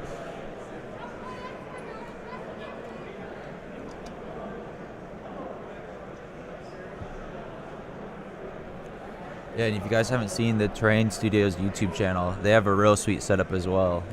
Sean, Mr. Terrain Studio himself, created it's like a Death Star or Star Destroyer interior. So his entire studio space, it looks like you're inside one of those ships, all, to my understanding, built by hand. And they have their Friday night fights where they have pretty regular streams of different people playing each other. So in between tournaments, it's a great place if you want to check out some more streams. Adepticon will be using SOS for this event. So we didn't know this was going to be an official AMG event until after the tournament had been planned, and most events, unless they're official AMG, have been using SOS. To my understanding, it's because for an event of this size, keeping track of objectives and all that is a lot of upkeep, and Tabletop TO does not yet support it. And so people are really pushing for Tabletop TO to update and get that going for the official AMG events.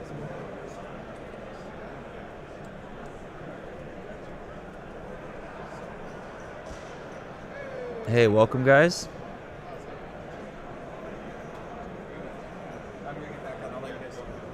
So some more bikes coming back on in. One of the perks, like I said, of having the activation lead, despite not having order control of these bikes, he has so many extra activations. He can delay these bikes just by randomly, most likely, drawing them later.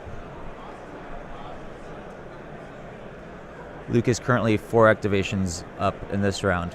He lost the roll-off at the beginning, so he activated after. He already started the 2 activation lead, and then he's wiped a unit, bumping it up from 2, 3 with the unit killed, and then a 4th since he went 2nd on turn 1.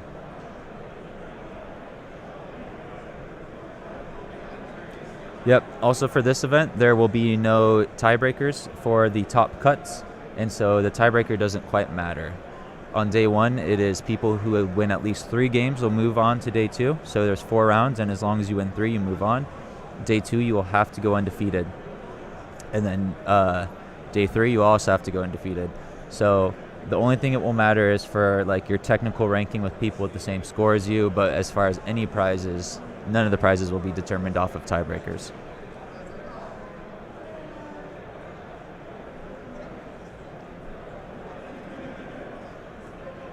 Yeah, I don't know if we have official documentation for all that stuff yet. Do we have it from AMG? Do they have tournament guidelines, or are we still using the FFG? We're still using the last FFG ones. Yeah. Yeah. I was going to say, we looked at their website yesterday and we're getting into the rules. I don't think all of it's been updated. So I think for tournaments, we're still using FFG. Yeah. Because the AMG just has the rules and erratas. Yeah. Because people are asking about the silhouette rules, and we had to send them over to FFG for that.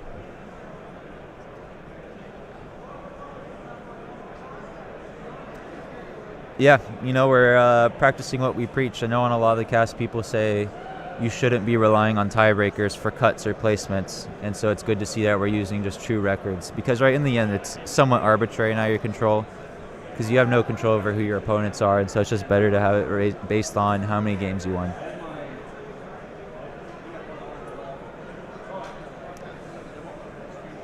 Jay is not playing in the tournament. He is running everything here. Yeah. Brandon came over and he was like, I feel like every 5 seconds I'm messaging this put on by the 5th Trooper. So we got the stream table. We have a booth here, which has been popping. Lots of people coming by. And we're sponsoring all the Legion events. So. Yep. So tons of prizes out there. Oh, we have a shot coming out here. Kyle got pretty solid one off. Into one of the bikes, 2 hits, so not enough to knock a full bike off the table, but getting it low. And I believe that's Kyle's last activation for this turn. I don't see any more face-up tokens.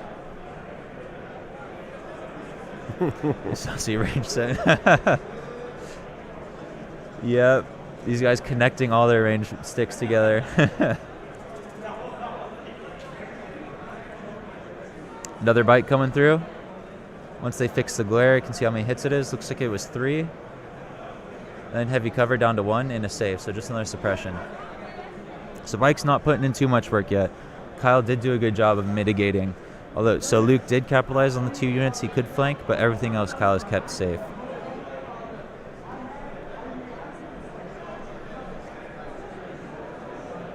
Oh, you are correct. That was a standby, because we spent Padme's standby off of Exemplar.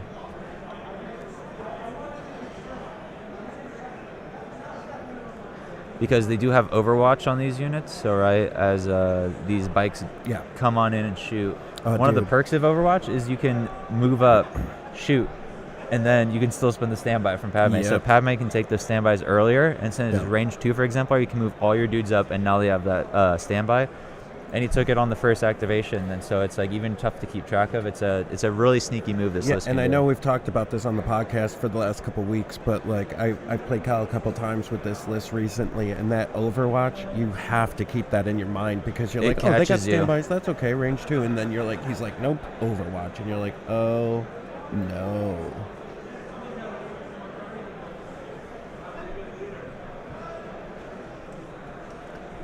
All right, it looks like I believe this is either the Shores, or he might have 1 tack strike left.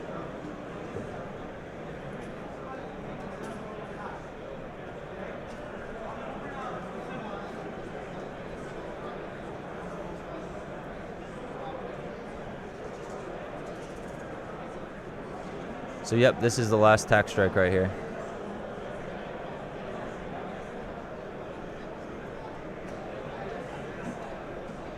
So another big rollout. One thing with tack strike 2, like we saw, is you don't have to use it right off the bat. You can wait till there's a better angle. So once Kyle pushed up, he used that opportunity. Decent save for Kyle. Only 2 more models down, keeping that unit alive, which is really big. He needs that activation because he's already down activations, and the more Luke gets a lead, it's just letting him backload those bikes, which is exactly where they want to be.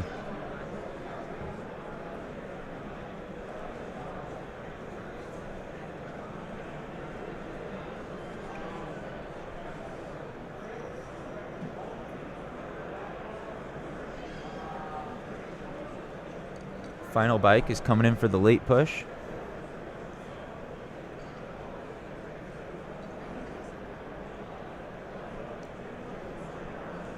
Luke is going to try and get that last shot right there in the open. So as long as the movement tool doesn't touch any terrain that you're not touching, you know it's an open shot. So it will be a light cover because he is suppressed.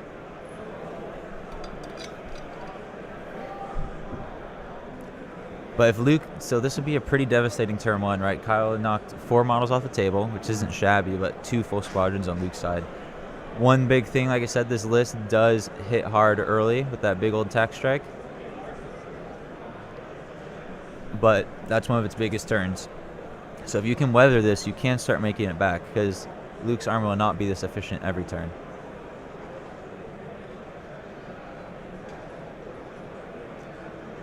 Two more wounds. That's another model down. That's really big. Yeah. Kyle's definitely in a tough spot now. He's going to need Anakin really to put the game on his back. Which, that's what Force users do. Yeah. So it's not gone because Anakin can pull off some things, but Luke is definitely the tack strike aggressive hit is doing exactly what it wants to, right? He forced Kyle to have to kind of spread out since he can infiltrate on either side, and then he just picked off the most exposed units. That's something people really underestimate, is the power of that infiltrate. This big rock Kyle was hiding on, right? He could have just plopped on the other side, infiltrated, and shot him in the open, which is why Kyle had to pick flanks, knowing you could go on either side. Which, right, he does that. You pick your flanks, and now I just pick your weakest flank. So that's 2 full activations gone for Kyle. Luke is started with 11 activations. He has still all 11. Now Kyle's 9 is diminished to 7. So tough part. So the reason why I really like the way Luke builds this list is bikes like having activation advantage. Yeah. The tactical strike, alpha strike, gains you activation advantage by killing things, which sets up your units to do better. So it hits really hard on turn 1, which then sets up everything in your army to shine. And so it's a pretty monstrous combo. All right, and I believe this might be the end of turn 1. We'll see what they're checking. Might be a few more activations on Luke's side. Luke is starting to look at his cards, so I think that is the end of turn 1.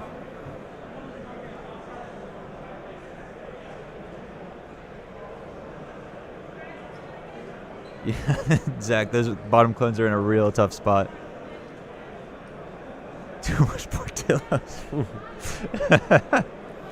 Yeah, I mean, I think he didn't have a choice, though, based on the deployment and the fact that he couldn't let them alpha strike into his deployment or on his side, right? So he had to get him out there somewhere. Yeah, super high quality Legion here. And one thing I want to remind people is neither of these are what people would call medalists per se, but when you know the game real well and you're a player of this caliber, you can, play these different things. I think the CIS is kind of a group thing. So we have Assault and Anakin's 2-pip, which I gotta remind myself the name of. This is You Underestimate My Power. Yeah.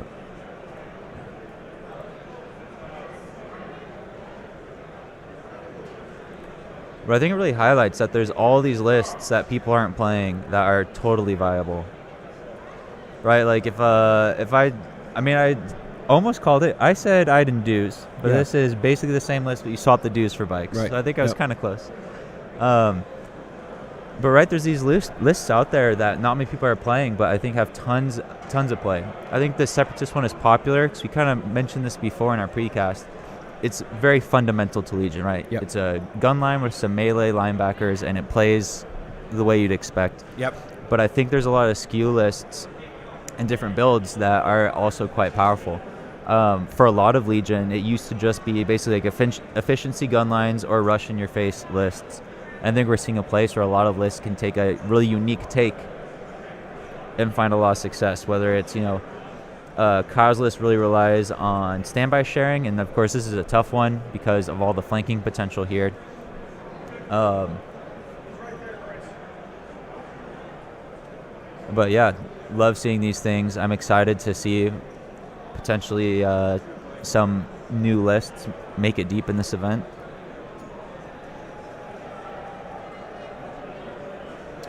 Yeah, very exciting weekend here at Adepticon. We've got 122 players playing throughout the Legion tables. We've got tables from all over the world. People brought in beautiful terrain. I'm really excited about that and how that's been going. Do we have a picture online of just like all the tables in a row? We don't yet. I'm trying to work out how I can go take video from my phone and get it so that we can show it on here. I'm going to work on that here in a few minutes. But yeah, even though there was some bigger companies that couldn't make it to Adepticon, the vendor hall is got a ton of great vendors, and it's just looking great here at Adepticon. And I'm really happy to say that Asmodee and AMG have been very generous with the OP kit. They all look amazing. They're giving away dice and cards and all kinds of great stuff. And, they also, between Asmodee, Adepticon, and some others, they set up these amazing stages for us to play on. So really, you can kind of see it in the corners out here, but they're actually raised up on a stage with a big old banner behind them. So that's why we have all this great lighting and angles right here, because we can hook up to all the rigging. And for those of you who just hopped in and might not heard it earlier, we're doing giveaways the whole weekend. So just because you're not here playing Legion, you're not left out of the fun. We want to get you some swag. And so the 5th Trooper, we are going to be giving away some commanders today. Right, you have a commander unit from your chosen faction of your choice, and you just go to thefifthtrooper.com/giveaway, fill out the giveaway, and at the end of day 1, we will pick 4 people to win a commander unit of their choice. So it doesn't matter what faction you play. If you've got every model in the game but one commander, you can pick whichever you like. And again, that is at thefifthtrooper.com/giveaway.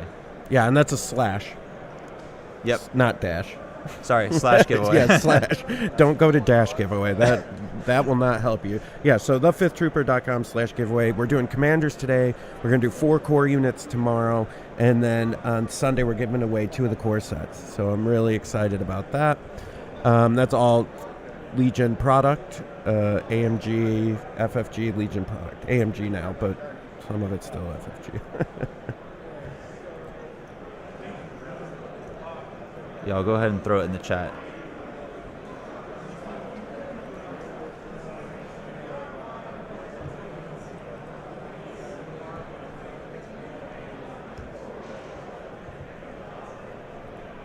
Thank you, Lucas. Hey, and everybody give it up for Lucas here. He's been doing a great job these last 2 days on the running our stream and been doing wonderful work. So don't give him too much of a hard time. Everyone's been very nice.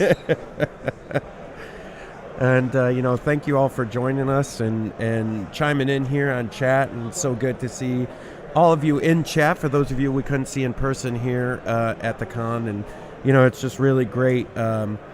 Really great to be here and see people in person after a while, so that's been really exciting. Yeah. I'm going to go, Lucas, I'm going to go check out some of the other games. Maybe I can do some reports on how some of the other players are doing. So, yeah, we'll have JR Boots on the ground. So this is an Inferno Squadron fire supported. So we're getting that fire support. Coordinate, showing great. Right, one of the perks of Coordinate on Inferno Squadron is you can get those orders on the mortar. And that's a pretty devastating shot. What is 6 hits with Pierce 1? That's going to hurt. So definitely spending that dodge.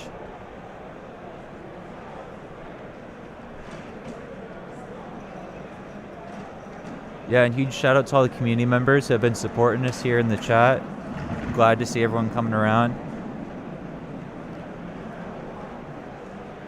We had Mike from Legion 99 who's showing up, not sure if he's still here. Zach Berry, former Scoundrel, always happy to have him around. Sean from Terrain Studio. We got Krabuk. We have the Spanish streamers. It's a Luke Invader podcast. They do the Arabesh, I think is the name of their Spanish streaming Twitch channel. We got people from all over the world. So another tough shot there. And with that, it does look like Luke healed his bike. Another combo. So this is something that's really sweet about this list is Inferno Squadron has the repairs, so you get extra health. you also have Coordinate to get those fire supports going. It's kind of gross how much everything synergizes here, right? Adepticon is in Chicago. It is just outside of Chicago in Schaumburg, Illinois.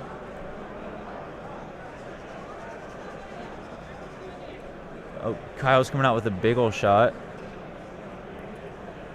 Z6. Some solid crits already. Spends the aim, so let's see, that's 4 crits, 2 hits, 3 hits.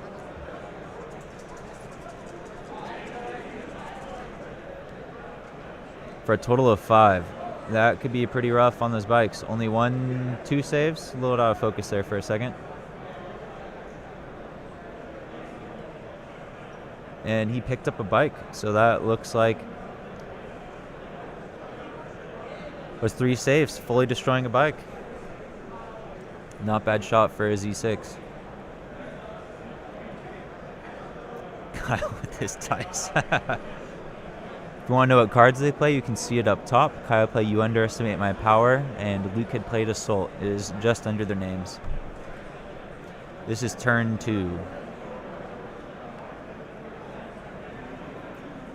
Yeah. All right, an aggressive move here with these bikes. We'll see where they're going. One nice part is, right, if Luke can get these in heavy, they'll be in a pretty good spot. I think he's pushing forward.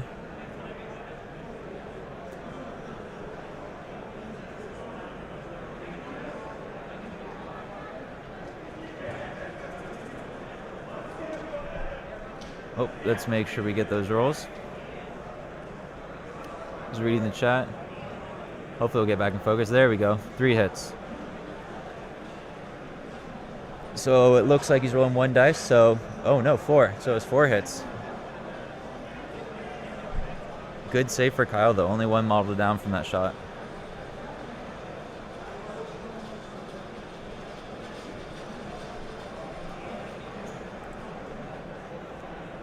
Kyle's going back to the bag. So it's become a bit of a slugfest. Things are looking tough for Kyle. He's already down 2 activations, starting to make up some ground. But Luke is a lot closer to breaking through than Kyle is. Right, they started on advanced positions, and Luke is almost halfway there already.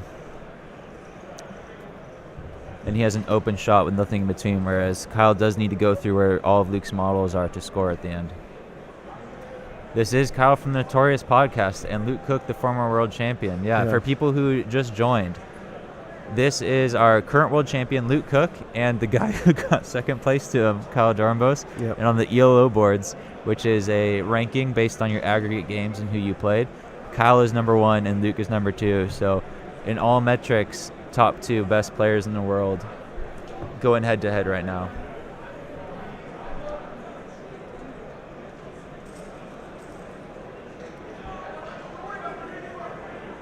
All right, Ark's taking a shot right there. Getting some damage in on those bikes. So a little update from the field. No games completed yet. We're still, an hour left. But it looks like, from what I can see, David Zelenka, Endless, is doing very well. Our boy Evan the Raccoon Bulrus is doing well. A little funny story there. I had told Evan before he started, Evan is one of those nice guy players where, like, if his opponent is, like, positioning wrong or doing something, not even rules wrong, just, like, not a smart move, Evan will be like, he advises his opponent. Yeah, he'll be like, hey, you don't want to do that, man. Like, so I told him not to do that today. And so his opponent goes, hey, don't worry, Evan's not helping me. He's been brutal, so. And this matchup was random for people asking. Yeah.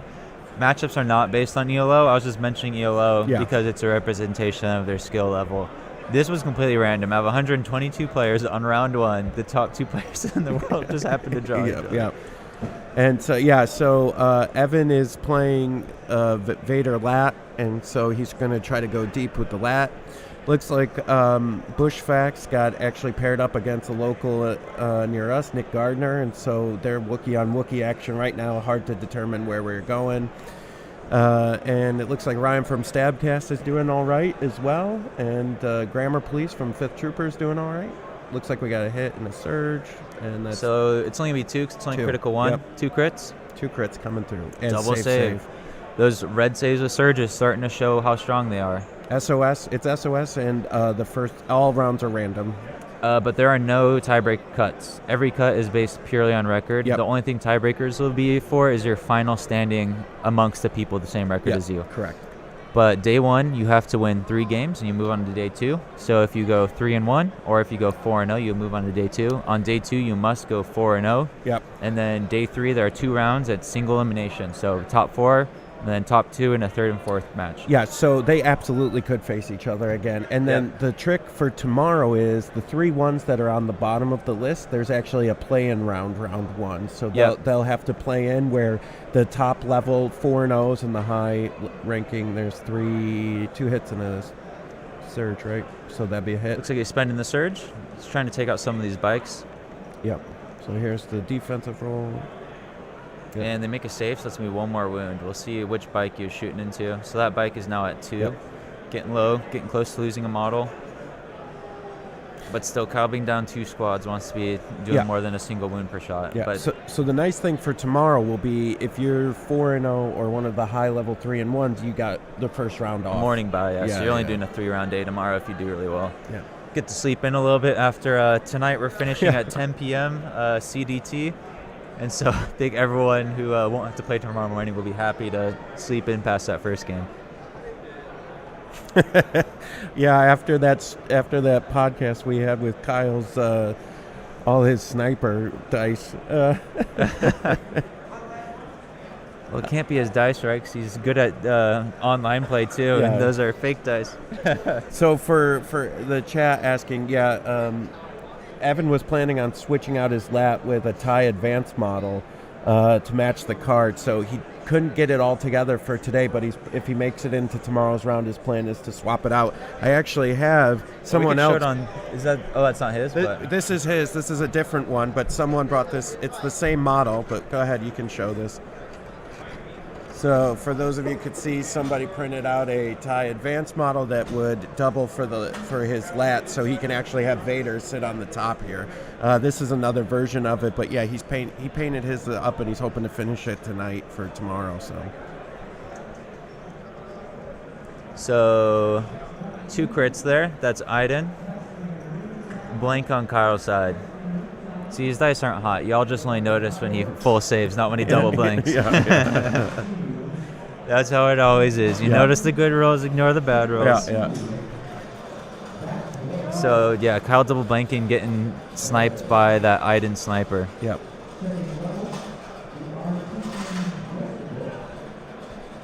Yeah, no one said Evan was a planner. He's more of a wing it kind of guy. Yeah. Who needs sleep, right? Right. We just run on caffeine here. That is correct.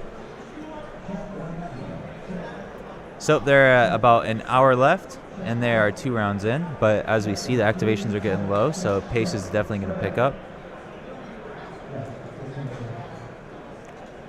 3 hits there. Double save for Luke Cook, though. So these bikes standing steady.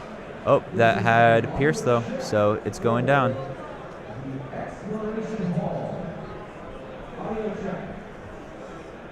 Nice shot from Padme, finishing it off right there.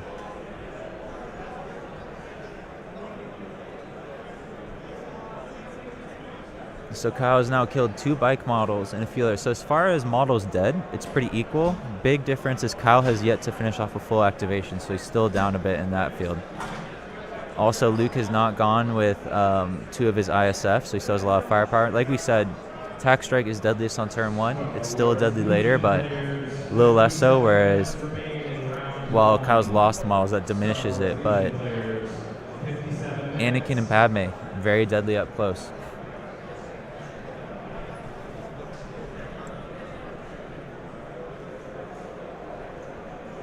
An aggressive push with some naked shore troopers. He's just getting people in the end zone so that they can just stand there and dodge shoot for the rest of the game, apply suppression, apply a little pressure.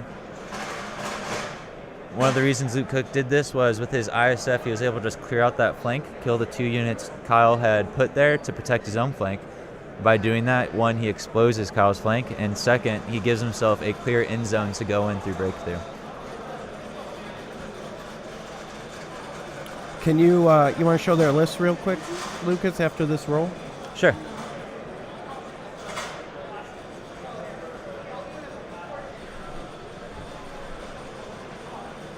So they're determining cover, whether he'll get heavy from that building.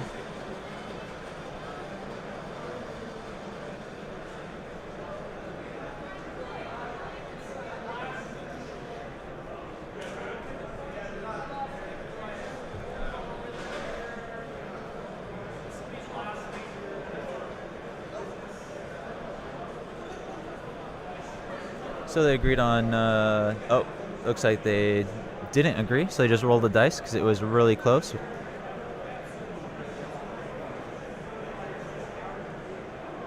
Kyle getting the extra hit, so he's going to be able to spend that surge, pump it up to 4. Oh, he's spending the aim instead of the surge. And he gets the extra hit, so 4 hits after 2 aims. Into light cover, finishing it off. This is what Kyle needs, so that's a full activation off the table. So speaking of activations being down, we can show you what Kyle was bringing.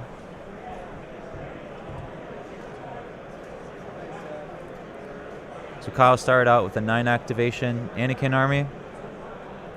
It's Anakin and Padme for the token sharing, and like we said, they're up close threats, backed up by a clone gun line, phase 2 with Overwatch Z6, DC-15 phase 1, a Z6 in there, a rocket launcher in there, naked phase 1 for tokens, Echo since he still has critical, and then all the fixins command card wise.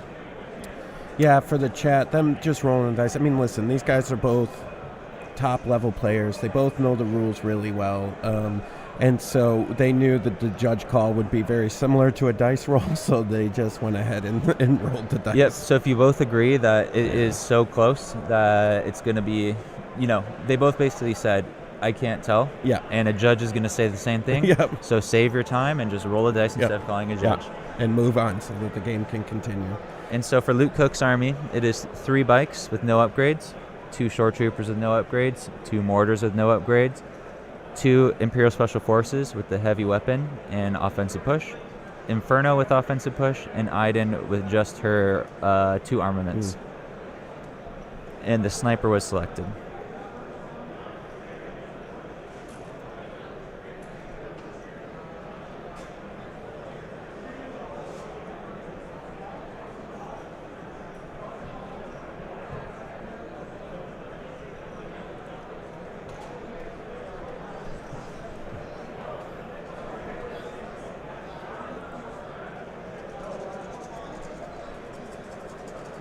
All right, Lucas taking a shot with his ISF.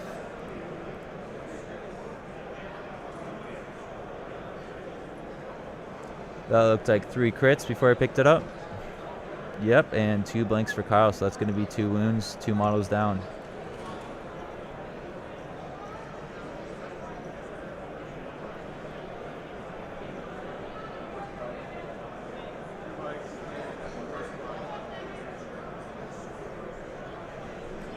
Yeah, Kyle's modders are getting low.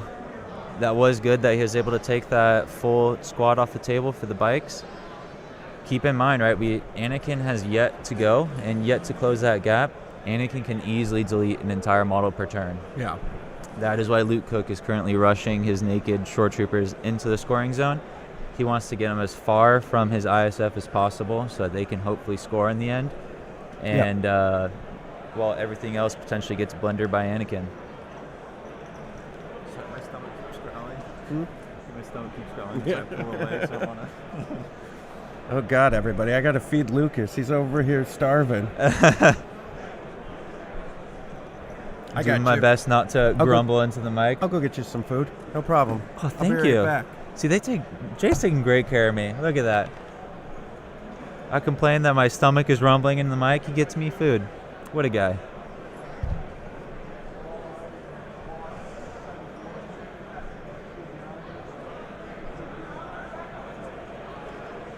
All right, back to Luke over here.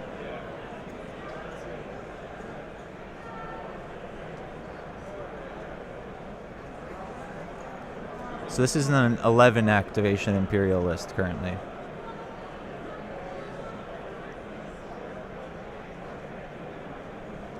All right, ISF taking a shot right now.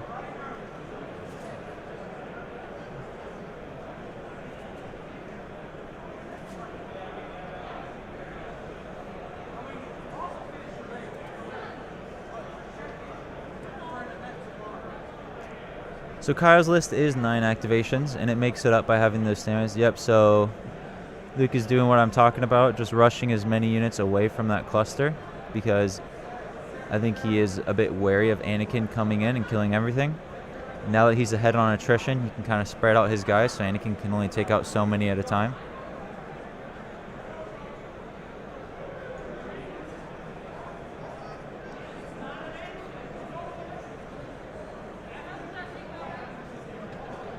So just double moving with this second shore trooper unit, right? They're not going to contribute much firepower, so get them in where they can score.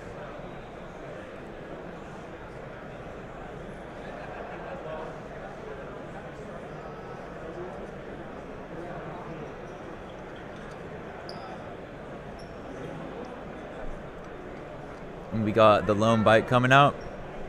Luke wants to keep that safe, right? He needs to preserve his activations. And as we saw, bikes are quite fragile, and Kyle still has a decent amount of firepower, so he wants to get those fragile activations away from Kyle's heavy hitters. Again, this is breakthrough, so they eventually need to get into the end zone. They have well, let's see how much time they have left. They have 50 minutes left, so they'll probably still have a decent amount of time to wrap up.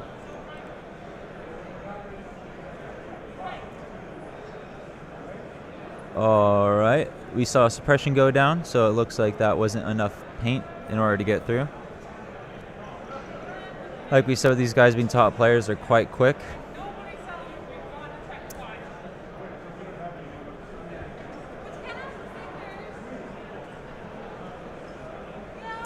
And then Luke doing a second move, trying to get his bike closer to the end zone, hoping that Kyle will have to divert from breakthrough in order to chase it down.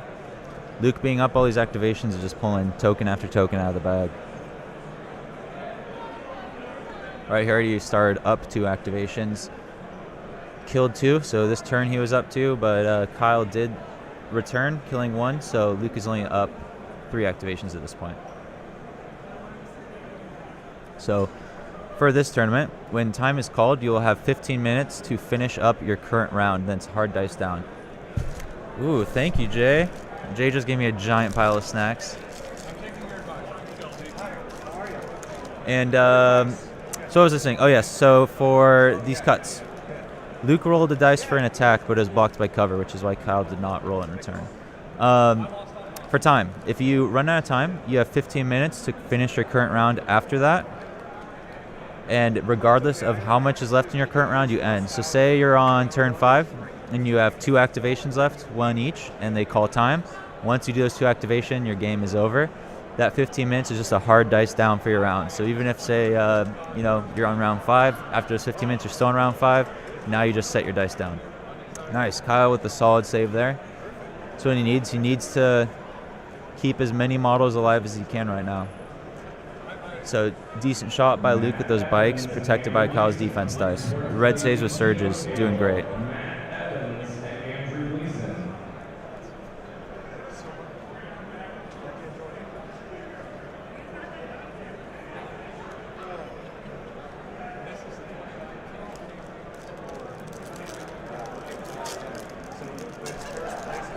These time rules are quite standard for almost all tournaments and events. Once the time's up, they give you a certain amount of time for a hard dice down. The reason why is because we would rather let you finish the round, so we give you 15 minutes to finish your round. But we do have to, stop at a certain time. So we are going on to turn 3, guys. Turn 3, and they have 50 minutes left, so they're probably going to get to turn 4 or turn 5. Depending on how quick it is. They each have a few activations gone, so the pace may pick up. But we had a little bit of a slow start today because of tabletop TO issues. And then also these lists, like we said, they're shooting on turn 1. So lots going on.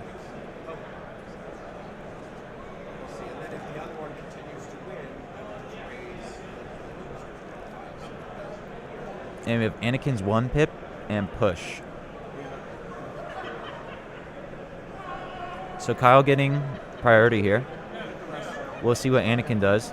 I suspect he may run around that corner, try and finish off those bikes. Only issue is he has no fire support, so he only would be doing a saber throw. Probably not quite worth it. Yep, turn 2 is a lot quicker, so they're going to pick up pace, right? More things are dead. Everything's down where it is. It's clear what each player needs to do, so typically the pace speeds up quite a bit as the game goes on.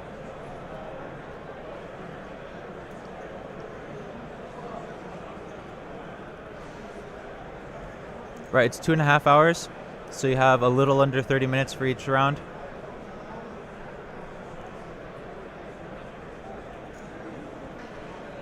You have 20-something minutes for each round, and then you have 15 at the end.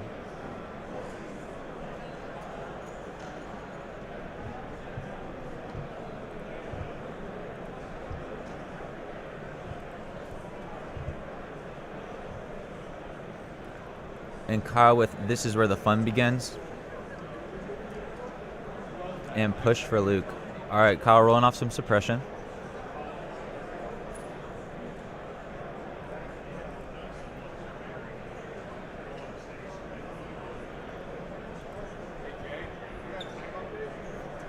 Time? Yep.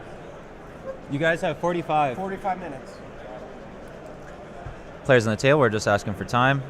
As you get later, it's quite common to discuss the clock with your opponent and what rounds you think you can reasonably reach. If you both agree to picking up, you can make it later.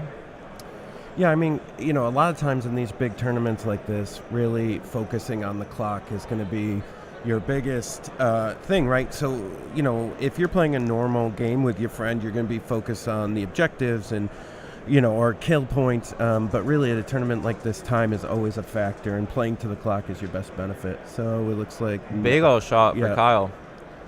So that will finish off that speeder. Yep. Again, now they are in parity as far as units killed. But remember, Luke Cook did start 2 activations up, so right. He still is. But that's pretty big for Kyle. Yeah.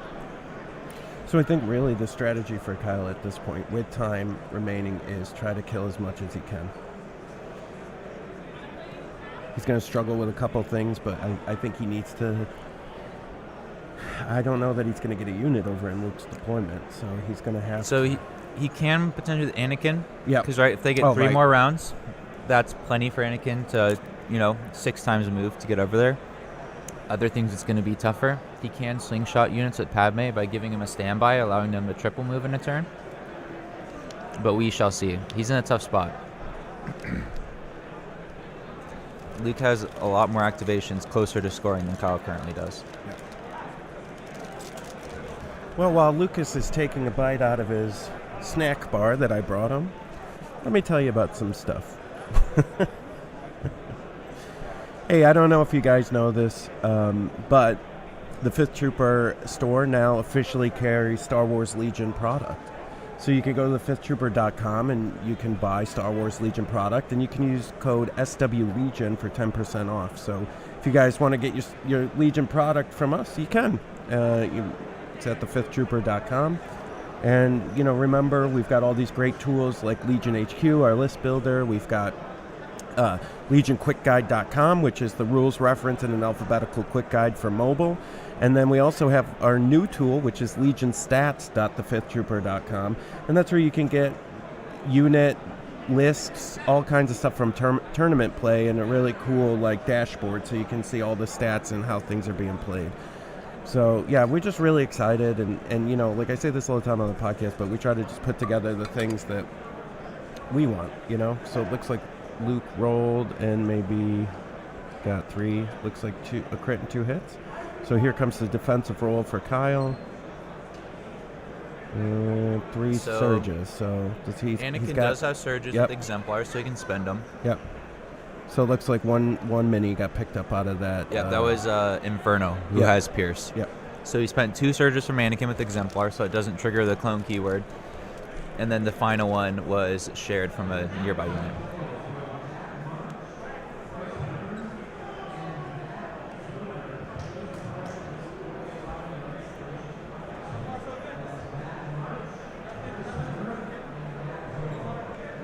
So yeah, Kyle's looking at pushing up this hill. he's in a tough spot, right? Because he's so far back from scoring. He has to decide whether he thinks he can kill these things and just tie on Anakin by, moving him straight to the corner. Because there's a lot of red saves out there on Luke Cook's side. Despite these shores having no heavies, there's still 4 wounds behind a red save.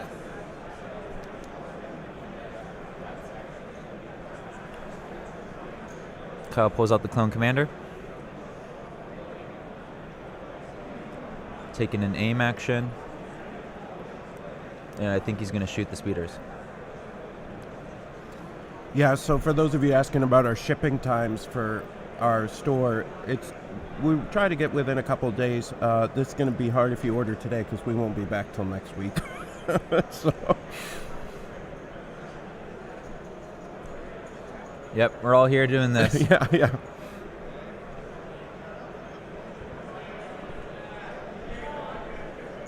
that already a thing?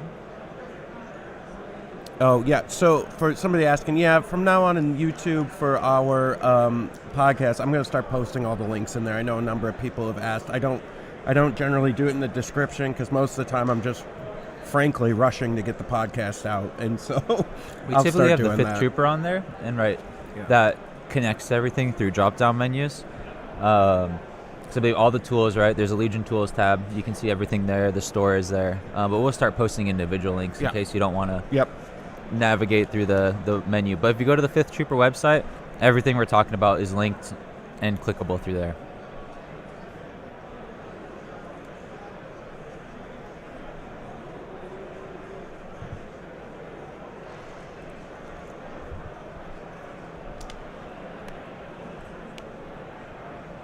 Yeah, and I believe we also have everything in stock, to my understanding. Yeah, so for Everything right now, available? all Legion product is available. Some of it is right now it's all in back order because we're here and we didn't want people to think we could ship it right away. But usually our back orders we can turn around in a week. So if you order something Star Wars Legion, we can get it within a week and get it out to you. So Luke here is just pushing in with those final models he has, right? He needs to score, and the best people to do that is throw those naked units who don't have a lot of firepower, get them all tucked away.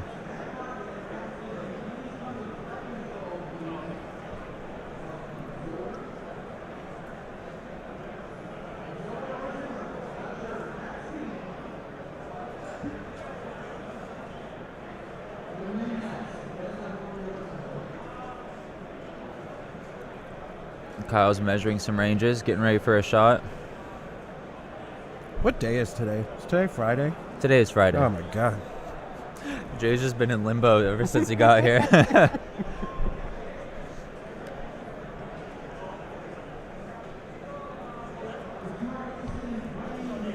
Yeah, but we're really excited, right? We have the shop here, so if you're visiting here and you happen to be watching the stream, I don't know why you wouldn't be playing, but we have a booth here.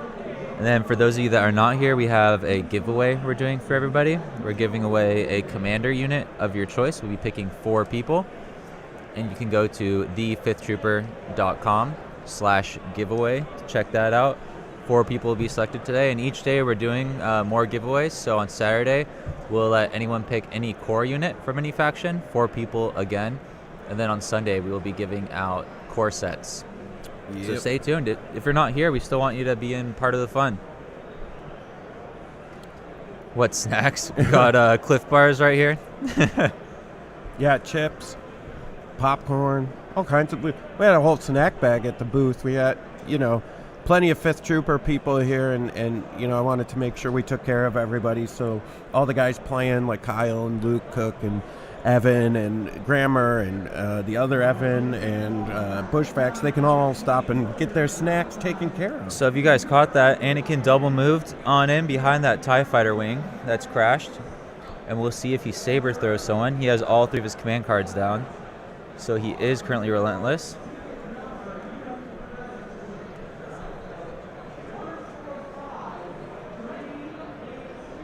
Let's see, did we just miss the shot while we were talking? Probably. So I don't know why Kyle went saber throw there.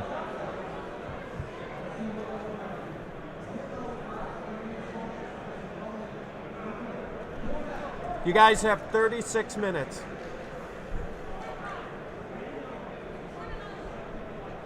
just keeping them updated on time.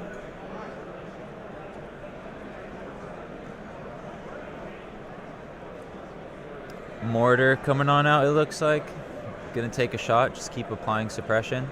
I think at this point, Luke is probably not gonna try and kill Anakin. Alright, Anakin is blanks. too healthy.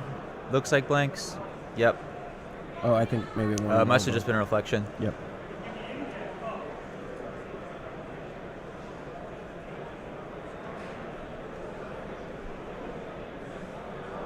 All right, suppression on those dudes behind. So for chat, the Facebook to enter the giveaway, you just have to go to the Facebook page. It's just us trying to get you 2 blanks on that suppression. Just trying to get you guys to go to the Facebook page and maybe like it if you haven't had a chance. Listen, we're giving away some free stuff. We're just asking you to like our page. That's all. Yeah, we have a blog as well, multiple Yep. podcasts. So if you like Legion, all we're putting there is Legion content. Yep. Oh, which, by the way, is also all free. Podcast can be found here on YouTube. All of our blog articles can be found on thefifthtrooper.com. Yep. And we also have an audio podcast. Hey, Evan, go ahead, put that right on the table, pal. How'd you do? Hey, a little update for the chat here. Evan, the Raccoon Bulrus, took his first game. Evan is now currently 1-0. You got it also? If you guys know Bobby, aka Blood Ocean on the Discord, he also won one. You getting him in? If you guys know, Bobby is another great player, so we might be seeing him later on in this tournament.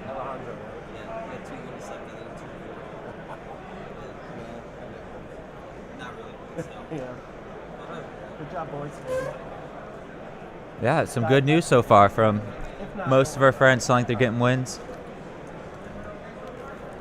Perk of this game here is both the people playing are friends, so happy with either outcome, but also sad with either outcome. But like we said, 3-1s move on, so either of these guys can still go undefeated after this, and at their skill level, they can easily go 3-1 after this. Yeah, that's always the tough thing, especially in this community. I feel like I'm friends with a lot of people in this community, so whenever we're either watching them on stream or if I'm matched up against them, I'm always like, oh, this is gonna suck. Yep. But hey, it's a perk, right? You also get to show up and hang out with your friends, but then when you got to play them, you also got to lose or beat one of your friends. Yeah. So it's a double-edged sword being friends with everybody. But perk is everyone's nice, so regardless of the outcome, you still get to have dinner and hang out. Yeah. You know what? I just decided I'm not going to be friends with anybody anymore, Lucas. That's it. Everyone's my enemy. You heard it here, folks. Jay's cutting ties now. Yeah, no, I mean, that's, it's tough. Like, that's what I was talking to Evan about this morning. Like, hey, buddy, I need you to just, I need you to be a stone cold killer today, right? And just don't help people, play their list. Echo shot from the sniper. We'll see what Kyle's shooting. It's Echo, so, okay, shooting the guys in the end zone, right? He needs to kill the thing scoring, because Anakin will probably be his only scoring unit. Yeah.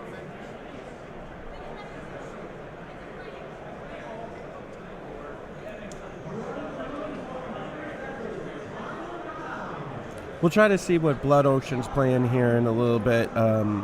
We are just going through this for right now. We can look that up in a second. Yeah, I could pull that up pretty quickly. Yeah. See what Bobby's playing. Bobby Joe Thomas. Let's see.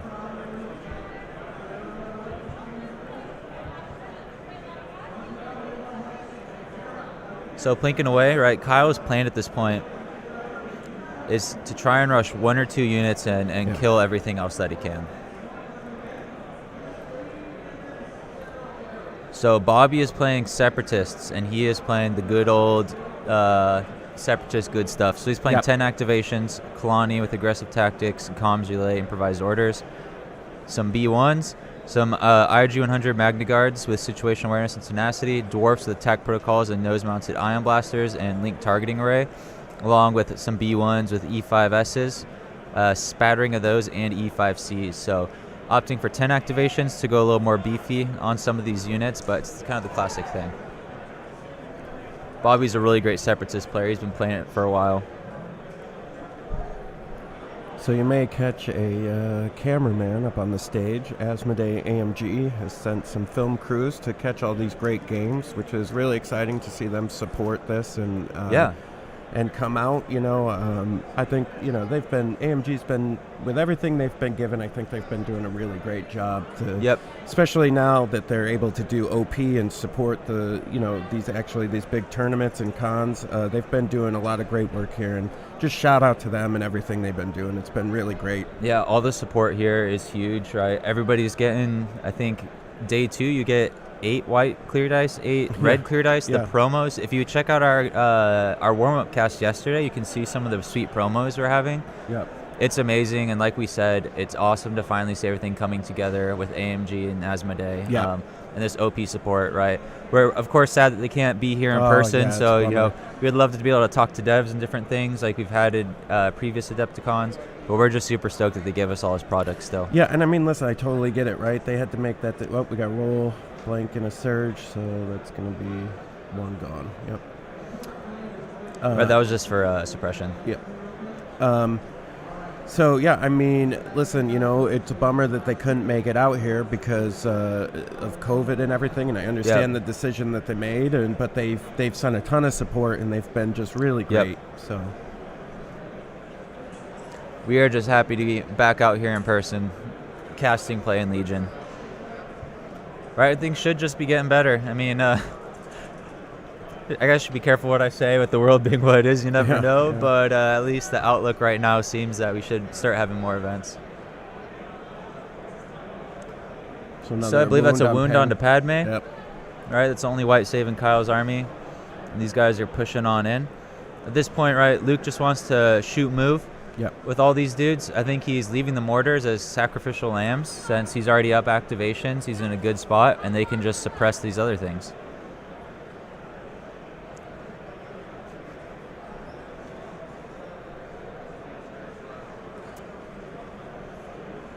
One of the perks of the mortars is being able to hand out suppression slows the advance, and they're so slow themselves that potentially, locking down a phase 1 and suppressing them is way more valuable than just double moving the whole game with those mortars. For sure. All right, Inferno Squad taking a shot. 3 paint so far.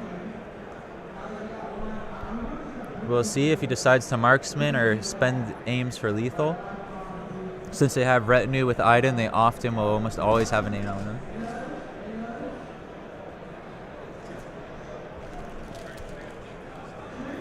Fresh hat for the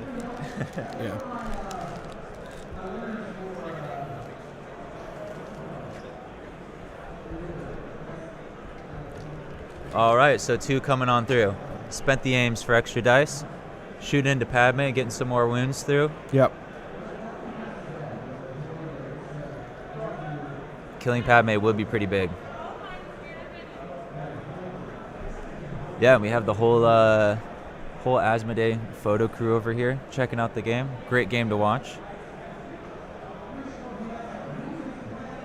All right, and these guys are on to turn 4. So what do you think you do here, Lucas, if you're Kyle? At this point, like I said, I think you try to just get Anakin in, and you really got to hope those dice bail you out and you can just kill everything in the end zone. Because he really has the hill to climb right now.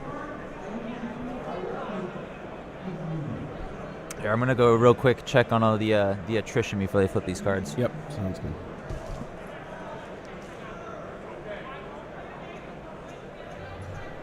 Lucas is going to go give us an update and see where we're at.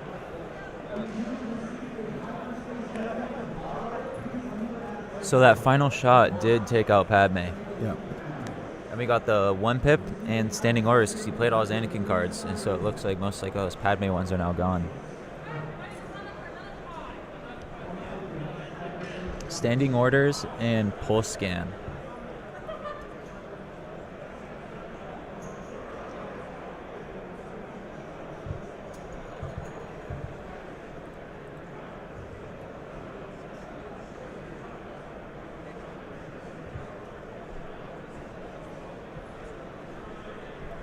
look like I dragged the scene? I'll check it later. Looks like I dragged the scene. I think it looks alright. All right, Luke just pushing in with all these guys. Like we said, the more he can get in the end zone, the steeper hill he's making for Kyle, and things are starting to look pretty bleak. Oh, we got a roll here. Suppression probably. 2 dice from Iden Sniper. Yeah, okay. And she will get a standby after this. Double blank from Kyle. People keep on talking about his hot rolls, and I keep on seeing these double blanks. He's only got hot rolls when it comes to sniper rolls. Apparently so.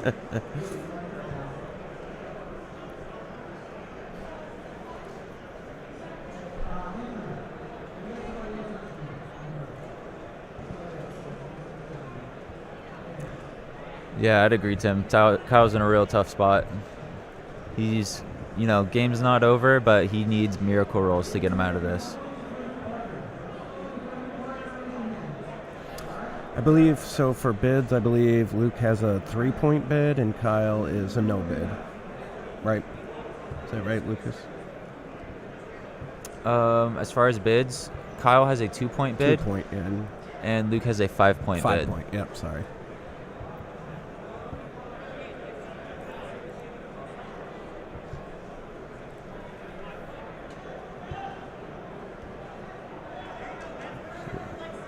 Another shot. There's a good save from Kyle. Still Pierce, though, so. That wasn't Iden. Iden already shot. Well, he just picked up the model. Oh, really? Yeah. All right, Anakin with the big ol' saber slash. Like we said, Anakin can delete things. And just like that, there is one guy left in that squadron. So they have 24 minutes left, and they're on turn 4. So if they play a quick turn 4, they could get in turn 5 before time, and then have 15 for the last round. 25 minutes. And with such low activations, right, they can definitely pick up this pace. So Luke is not red player. Luke is blue. We just have the mats on the table, we cannot switch them mid-game. So sadly, they do not reflect the player color, or else each game you'd have to be shuffling them around. Yeah. Because we can't predict which side of the table the players will want to be on. I'm going to go do a check-in and see how some of the other games went, and I'll You report back? Sounds good. Mortar getting the 2 crits through. 2 more saves for Kyle. That's what he needs to keep on doing.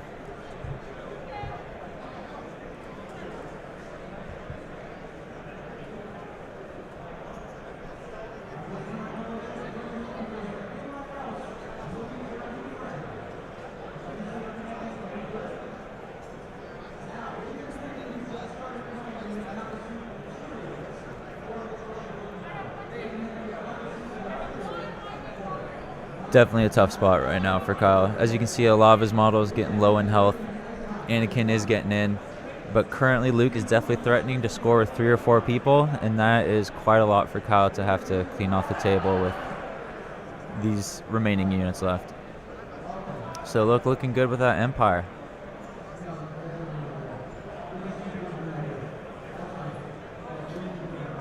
And yep, you guys are correct. There are some chances of some panics coming out since Warberry is out.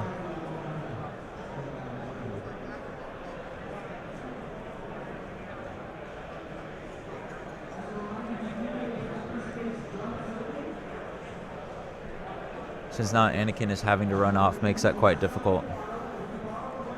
Clearing suppression, that is a 1-man unit right there. You can see the 1 short trooper.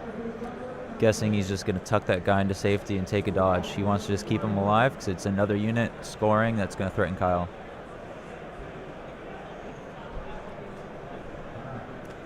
Yeah, I agree, Tim. I think needed to be real aggressive with that Anakin early on because it's just too much of a hill to climb at this point. Anakin can clean this stuff up, but I think he might need to be a little more aggressive. It's always tough to know, though, right? Triple back meta, here we come, yeah. Well, one thing to shout out, right, is everyone's been just talking about Separatists and, like, Yoda pretty much for the most part. Here we are, 2 lists that we haven't seen anywhere else, both showing looking strong. So if you can dream it up and build it and put it together, there's tons of options.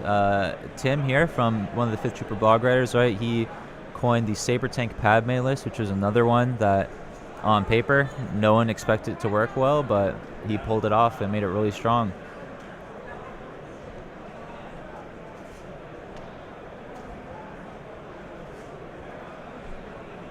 Single man squad running on in.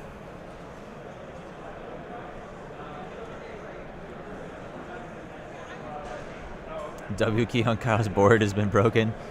Yeah. It's tough though, right? Against the Tactical Strike Army, it's still dangerous to go straight W. It makes picking that timing really hard.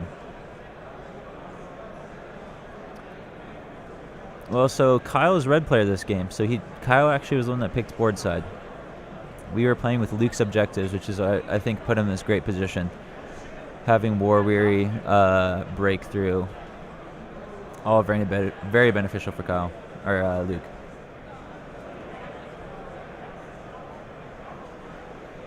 Yeah, it's really tough to commit early against Tac Strike. There's just so much firepower back.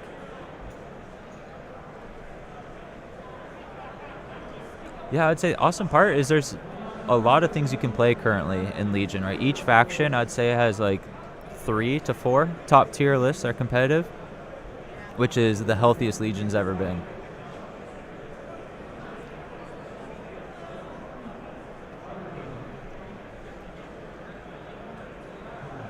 Right, in the past we usually had maybe 1 or 2 competitive lists, but with 4 factions all with 2 to 3 lists, there's easily, 12 top tier lists. I'm sure this weekend we'll see some new ones, so the meta might be even wider than that.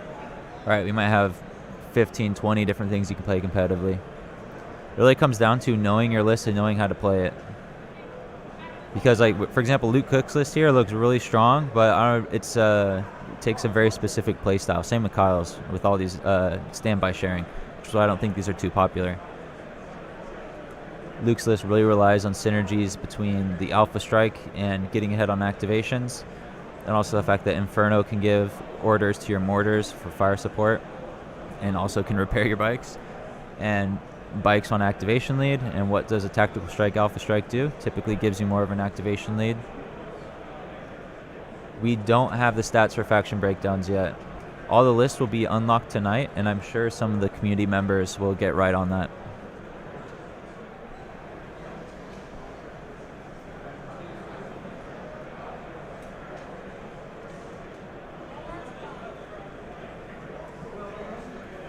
Yeah, things are starting to look pretty bleak for Kyle as Luke is starting to bring these different things in. Getting ready to whip around with these bikes.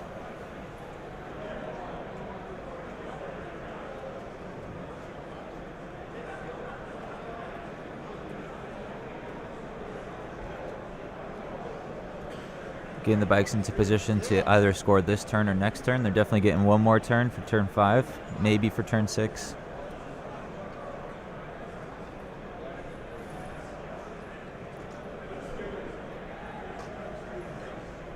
Yeah, so for people in the chat, Luke Cook is blue player, so we are using Luke Cook's objectives, and Kyle is red player. Those mats on the sides do not represent it, actually.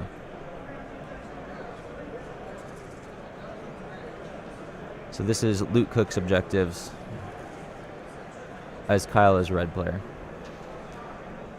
The mats are just set on certain sides of the table, so if the players pick a different side, right, they're on a different side. Ryan Solosky, I believe, he was looking good. I'm not sure if he won or lost his game. I haven't seen him walk by, but I'll flag him down if he comes by.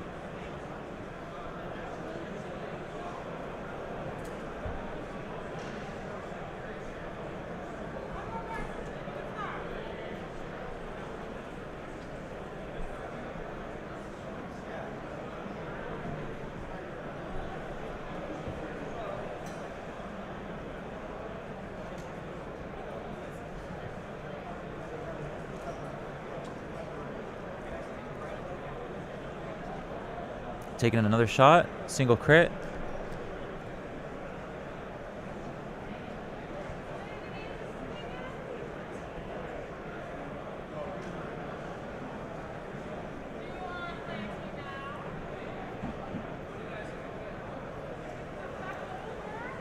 All right, looks like they're picking up tokens, so they're going to turn 5 right now. With 15 minutes left, this will probably be a 6-turn game. Good example here is the game goes on, the pace picks up because there's fewer things to do. So despite early turns taking a while, many of the top players still know how to get this turn 6 in.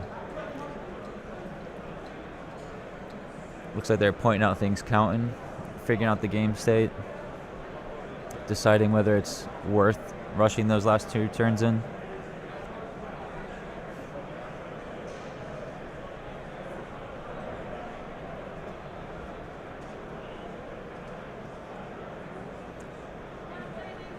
Doing some quick counting, thinking for the end game. Help educate what each player has to do.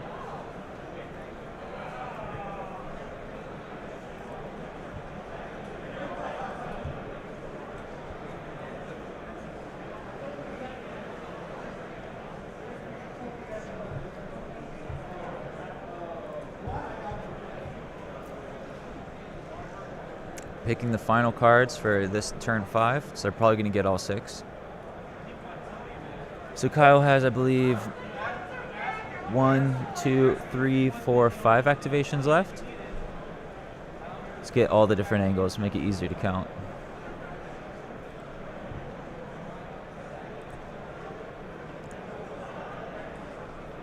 Yeah, Kyle has 1, 2, 3, 4.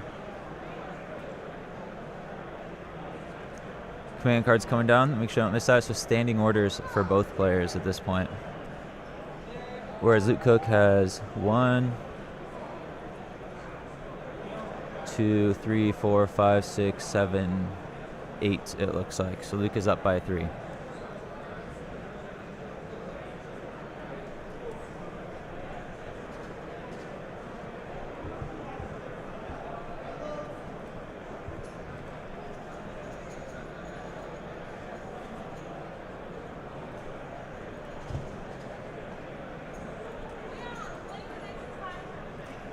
Yeah, Luke is in a real good spot, unless there's some crazy variants. Not sure if he has many outs, but right, with Anakin, he potentially could. But it would rely on some pretty hot attacks coming out.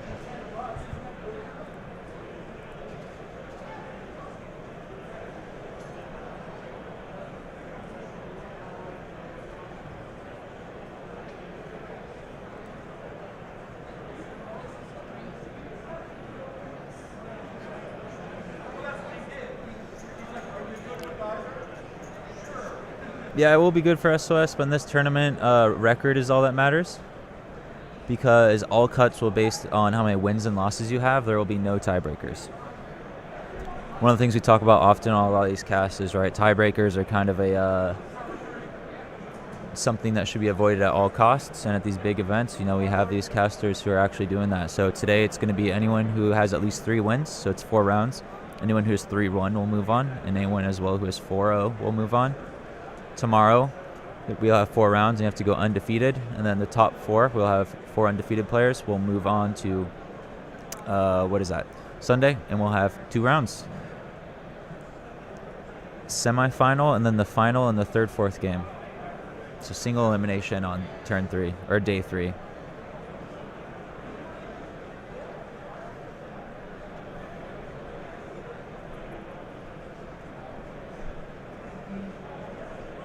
Let's see where Kyle's going with this. Freed himself up with Anakin.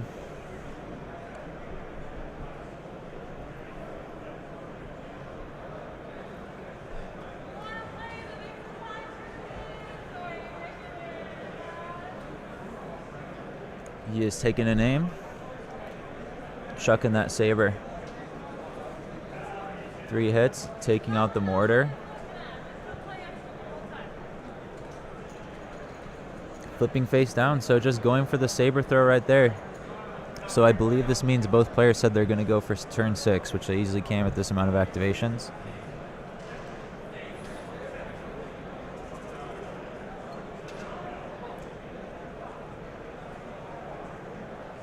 Shot coming out here. Full speeder bikes shooting in. That is a clone commander. He looks like he has currently 1 wound, so that will put him up to 2, making him dangerously low.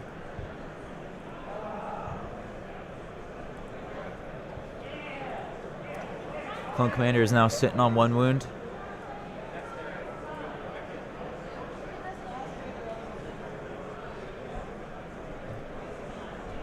Hey, welcome guys. Glad to see some new people here. So this is our round 1 for those of you who are new. It is an awesome round 1 game. We got Kyle Dornbos from the 5th Trooper and the Notorious Scoundrels podcast, and Luke Cook, world champion. So we have our world champion and the player that got 2nd place against our world champion. So rematch of the ages right here. Currently Luke is looking pretty strong right now. Kyle definitely has the hill to climb to pull this one off.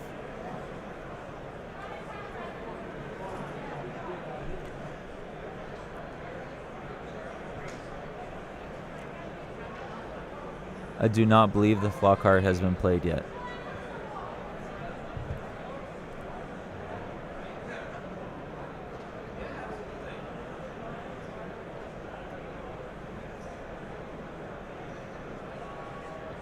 All right, they're taking a move shot, trying to clear activations off. Solid save by Luke, spending the surge. Keeping him alive.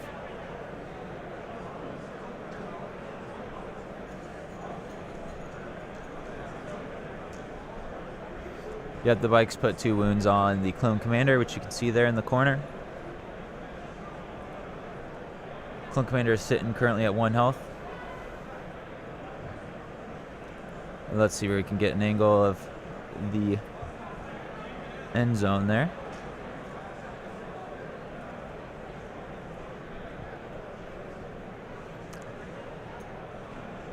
Here.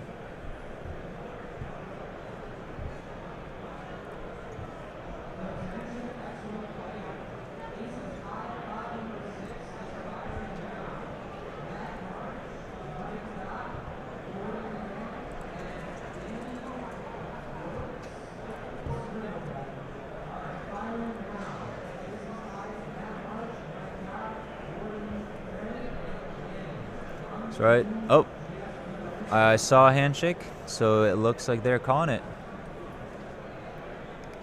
All right, we got it. Luke Cook pulled the game. So, world champ defending his title right here, getting the win.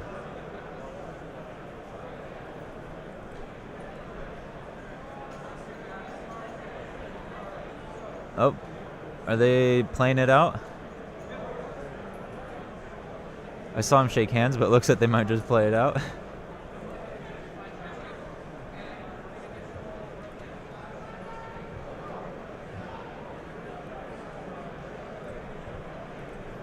Right when you're here to play Legion, might as well keep playing Legion.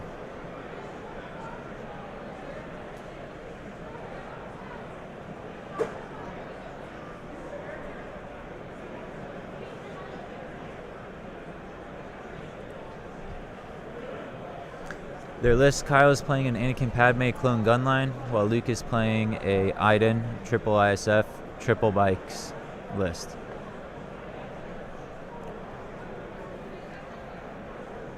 Spending the surge to keep that guy alive.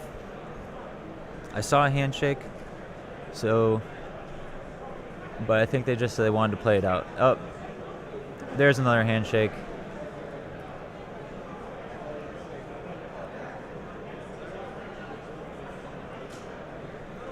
So I think they're calling it now.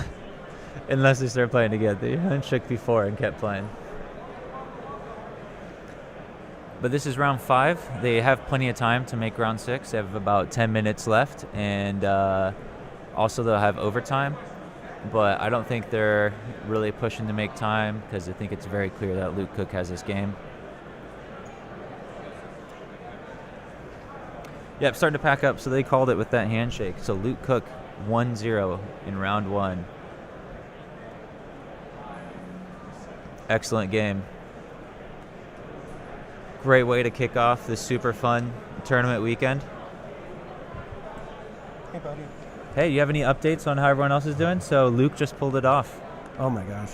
So right now, Luke Cook defending his title.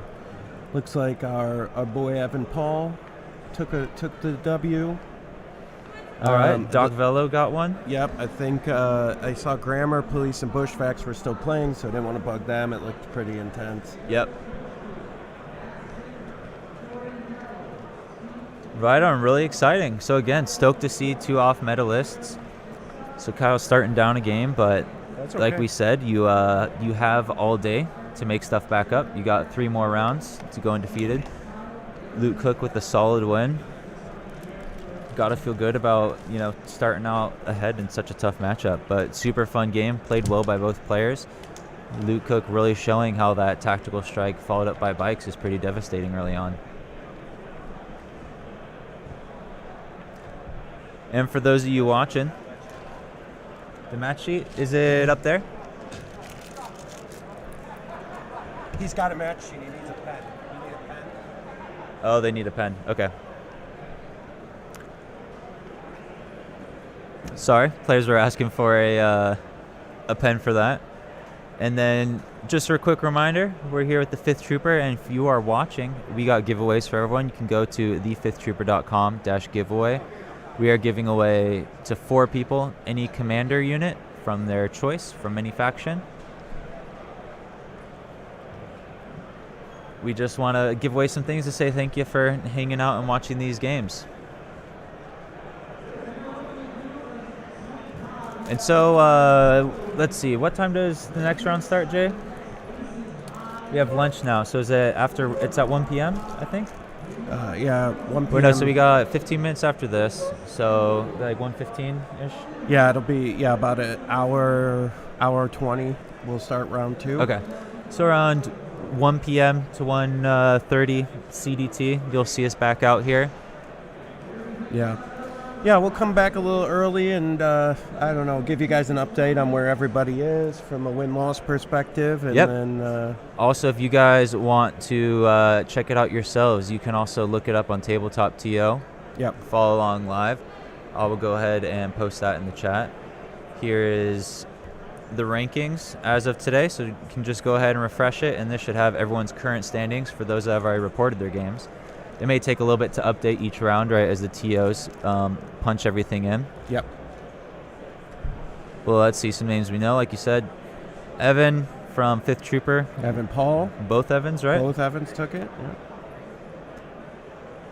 Let's see. Izzy? Izzy won his game.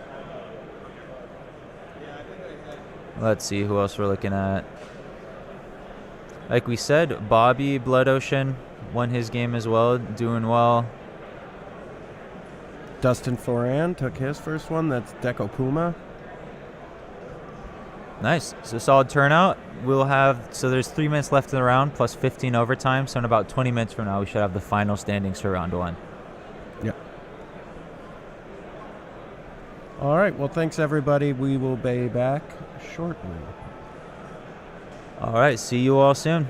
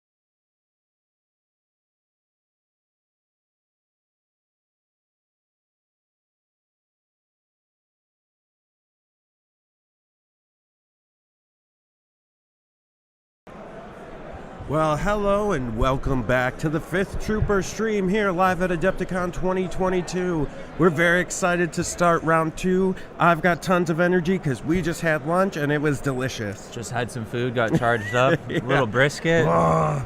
We had a very uncomfortable lunch. We were with both Kyle and Luke Cook at lunch. No, I'm just kidding. Those guys were just glaring at each other the entire lunch. Sloppily eating their food and... No, that's one of the great parts about Legion is everyone's friends. So even after that really intense game, right, we all got lunch, hung out, chatted with each other and all that. And today we got another really fun one for everybody. Yeah, I'm excited about this. So we've got none other than Ryan Sawalski from Stabcast on the stream, and he's going to be going up against Dustin Foran or Deco Puma. This is going to be a nail-biter. I'm real excited about this. Both these players are amazing dudes and amazing players, so it's going to be real exciting to see them. I'm taking red, chose this side. Red on that side? All right. And Ryan is red player. Ryan's He just gonna be informed red us. player. So we got So we can Deco set on everything blue. up here on our stream. We got to replace those mats because everyone who's red's been picking the blue side. Yeah. Swap those Maybe things after around. this one we'll swap Yeah, after them. this one. Yeah. But then watch next game, the red player pick the other side of the table. So All for right. chat, Krabick wants to know what I had for lunch. I had grass-fed beef sliders. They were chef's kiss, delicious. They were great. I had a brisket grilled cheese sandwich, and it was the bomb. So our players are starting to get their stuff out. Like we said, Ryan chose red and chose his side of the table, which I think is a good move on this table. Yep. And they're just getting their product out, and we are going to start getting our stream set up here. We're looking at their list, so just give us a few minutes. Because we did choose them and they had already started to set up a little bit, we did get a little bit of extra time from the judges, so they'll have a little more time today to play if they need it. So let's see, we're going to get this all set up. Just finding the list for us to throw up, but we don't want to miss turn 0, so making sure we have that up on camera. Yes, sir. And one of the great parts about YouTube that I mentioned before is if you miss turn 0, you can always come back, re-watch it, catch up on anything, watch at, ×2 speed, hear us talk super fast, catch up today, or just pan through the major events and then catch up to the live cast. Yeah, and since most of the Stabcast crew is out here at Adepticon, I'm going to do the plug for them. You guys should go listen to their podcast. They do a great job, and really one of the things that they do that none of the rest of us do on our podcast is they do audio kind of bat reps of like what they did at the local tournament recently, or at one of these big tournaments. I'm sure after Adepticon here they'll break down some of their games, and they do a real great job at that. And Ryan is probably one of, if not the smartest Legion players that we know out here. He seems to have everything in his brain, and whenever I have questions, Ryan got a strategy for it. So good to see these guys. Yeah, definitely some very fun players out here.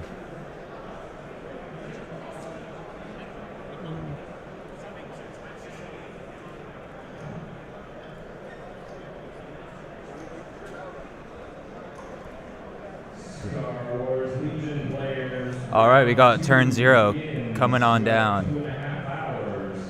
You do not know And so Deco is on a separatist list. We don't want to miss turn 0, so we're going to keep the cam here for us real fast. Yep. But he is playing a Kraken gun line, so it's kind of the classic 11 activations. Kraken with the T-Series, 4 B1s with E5Cs, and a Dwarf Spider Droid, IG-100 Magna Guards, and 2 IG-100 Magna Guards. And this is Deco's deck, so this is the Separatist player's turn 0 deck. Yep, so Dustin is playing Separatists and Ryan is, as always, playing Rebels. So we'll get Ryan's list here in a second. Yep, and Ryan's list is a Flyboys list. So we have Han Solo, along with Luke Skywalker, 3 Rebel veterans with the heavies, 3 Mark IIs, Rebel Commandos, and Pathfinders. So if you guys saw John Bushman's list at LVO, somewhat similar, but you drop Chewbacca and drop some snipers to take extra vets and the Rebel Pathfinders with Biston, because as you all know, Ryan is the head of the Church of Biston, and so if he was out here without Biston, there would be a lot of people riled up in that group. Yeah.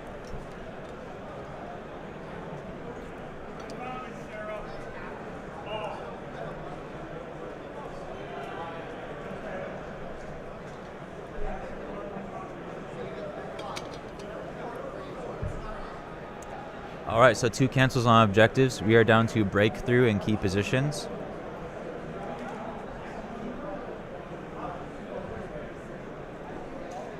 So Ryan does have the bid and did select red player for table side. Yeah. All right, so we have advanced positions, supply drop, and breakthrough. Another advanced positions breakthrough? Oh, good.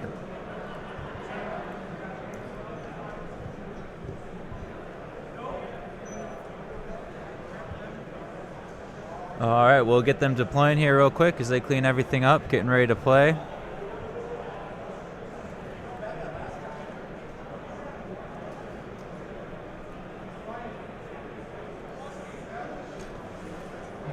Wait, you just pasted his list? When it shows up.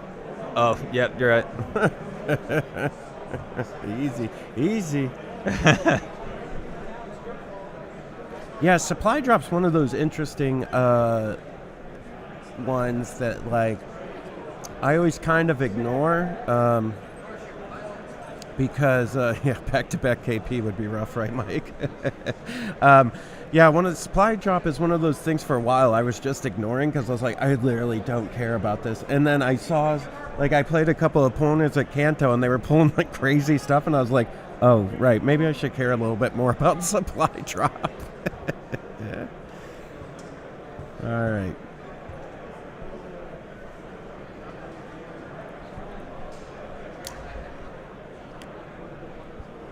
Get some deployment of these guys as they're getting started. So another breakthrough advanced positions. Only thing different here is instead of war weary, we now have supply drop. So very similar setup. People who caught the last game will be pretty familiar with this, as we had same deployment, same objective in our last game.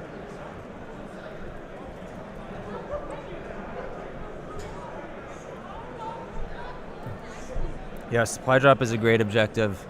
Definitely don't want to ignore it, like Jay was saying. There's some really powerful things in there. Extra health, which can be huge in the game. Repair if you got vehicles. You can even get marksman, low profile. Not low profile is a lot more powerful. That's even a decent card. All sorts of different things.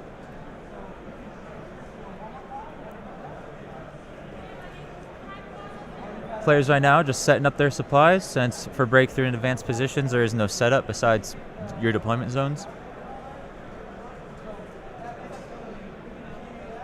One of the nice parts about advanced positions of this setup is, right, they don't have too much distance to go.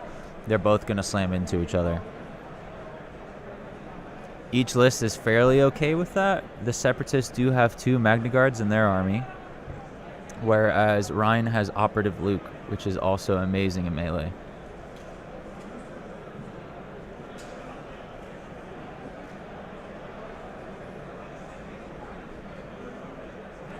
Yeah, infiltrate can be nice to pick up some of those supplies a bit earlier on in the game, since you can start up touching them. A really great move that Ryan actually got me with before when I was at SoCal is you can infiltrate with Bistan, since they can fire at range 4, shoot at range 4, and then back up with the rest of your army into range 5. It's a pretty sweet little trick you can set up.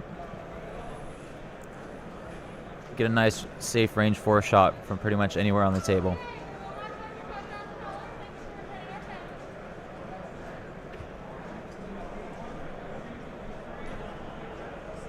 Yeah, I'm glad to see everyone around again. We have Mike from Legion 99, another great Legion podcast if you want more Legion content. We have Krabak, who has a YouTube channel that covers pretty much everything AMG and more, I believe. He has content about all the different Star Wars games, board games as well. So if you're interested in any of that, go check out Krabak on YouTube and Legion 99. I believe they may have a YouTube channel. Mike could let me know, but I know they're on Spotify and other places for that podcast. I like the new logo, by the way.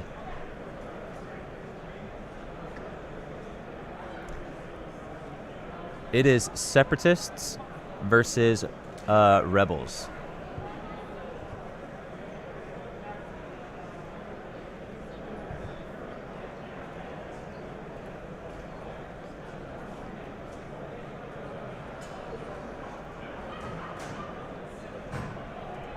Getting some other angles here as they're looking around. So you can see Ryan placed some of his supplies a little farther back there, so he may be taking the bottom edge. whereas Dustin opted for some more aggressive placements of his points.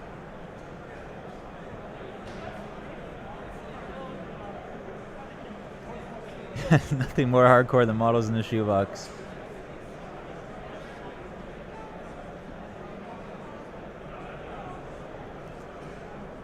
So just some early deployment here, right? It's likely we'll see a lot of units getting plopped down in this spot. Since it is breakthrough, they want to get as far out there as they can so they don't need to move. Because the more time they're spending not moving, they can shoot. Do need to be careful. Some of these B1s are out in the open, but there is a nice lane there. As we saw in the last game, there's 2 barricades in that TIE fighter wing and trench, so you do have a pretty good straight line. Ryan's side also, if you take the longboard edge, there's tents that give you some good cover. The trek across the middle can also be done. There's a little bit more open space in the way, but it is a much shorter path. Both of these players are currently 1-0. So this is round 2 here at Adepticon of 4. Both players are currently undefeated.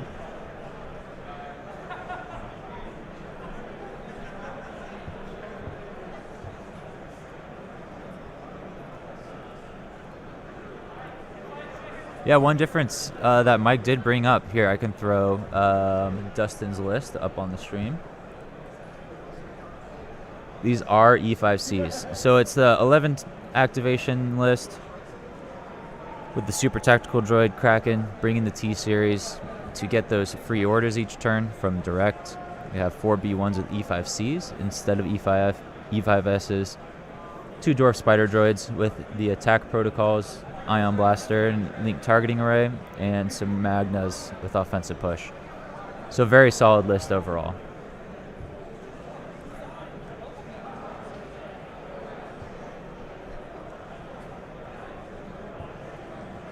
Right, we see some people asking about records. Right, we're just starting this round, so we have no updates as far as that.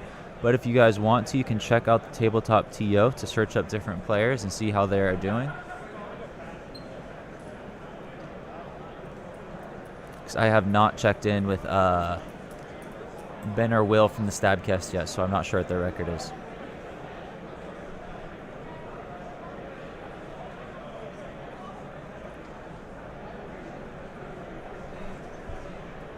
Yeah, you are right, Krabak. With this map and all this line of sight blocking terrain gives you some great spots. Ryan already putting down the Pathfinders on top of that mound. I expect to see one of those sweet blasts I was talking about where he takes a shot and can back up down that hill to safety as a first activation. Especially against droids, it's pretty strong. The dice box is just currently moved because they do turn 0 in the same spot, but they will move it back as soon as the game starts. But this is a good spot for Luke, right? He's able to jump over some of these hills. Good line of sight blocking terrain with these different, what are they called, tents? Magna's also in a good spot, right? This is what's tough about it. Both lists are in a lot of parity. Each one has a strong gun line that has a pretty significant melee threat. Ryan bringing operative Luke, whereas we have with Deco Puma, he is bringing 2 Magna Guards, which give him that melee threat, along with a B1 gun line and spider droids. So many ways, I think they are in parity as far as what each list does. This will be a fun game where it'll come down primarily to tactics, right? This is some pretty classic Legion gun line with some melee threats. So we'll hopefully have a fun game here.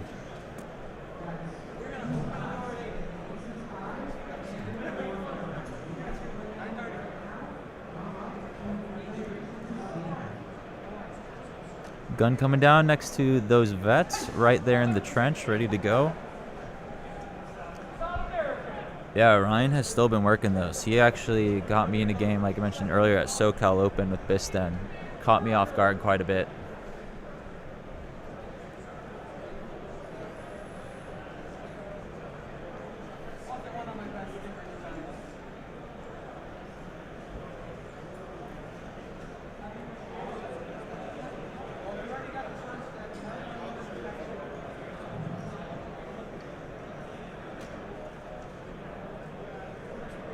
All right, I'll be right back, guys. Just going to ask the players something real quick.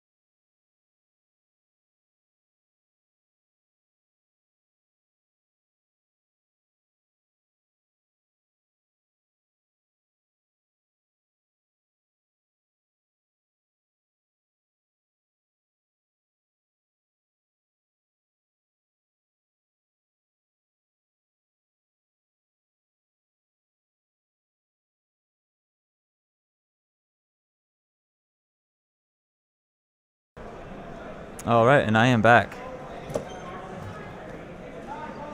Yeah, I think Biston definitely has a great place. And Ryan Swarovski, right, he's done some pretty solid games. Definitely been making work at competitive events, showing that they still have a place. Continue with the deployment. We have an aggressive droid deployment here in this corner, just pushing the whole horde forward, whereas Ryan is taking a little bit more defensive stance with all his rebels in this trench right here.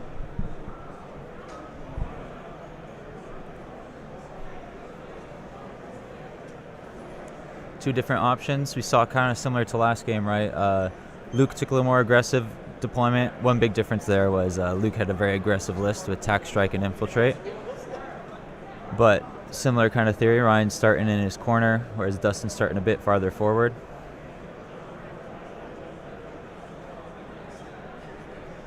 Ryan may be banking on Luke being able to score late. Since Luke has both force push and disengage, he can very easily score and get out of any engagement.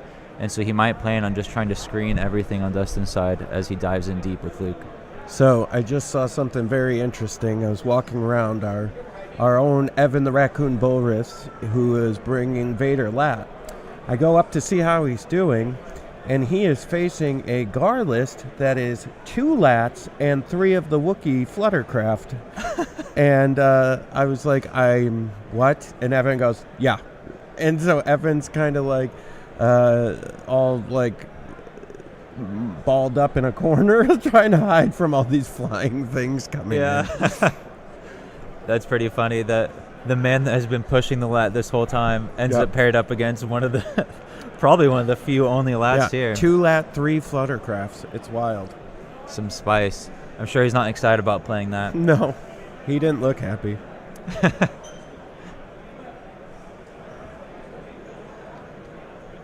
Yeah, we've had some really awesome lists out here, right? These two are stuff we've kind of seen before, right? Bushman's been playing some Jedi Luke, had a lot of success at LVO. And, of course, this droid list, they have their own little flavors and tweaks, right? Bushman didn't bring Pathfinders. But overall, we still see a lot of spicy stuff. A great point, too, with this, there's still a variation kind of within these more meta styles, right? Ryan opting for Pathfinders rather than Chewie. Dustin opting for E5Cs and a T-Series to get that direct.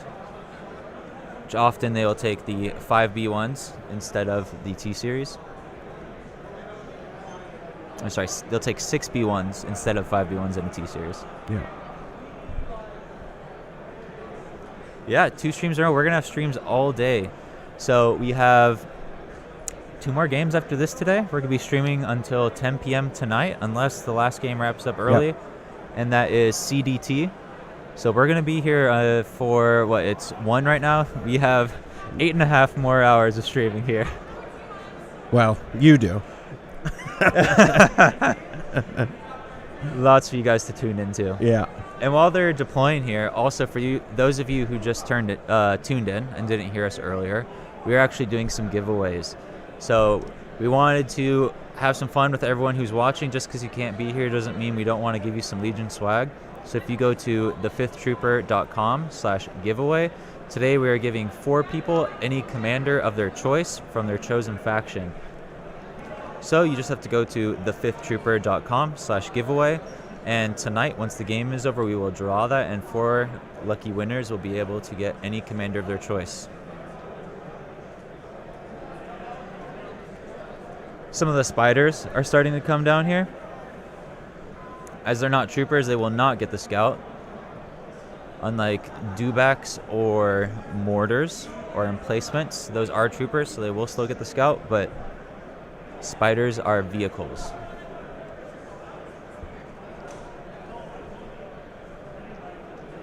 Predicting advanced positions and breakthrough for all streams. Yeah, at this rate, we're halfway there.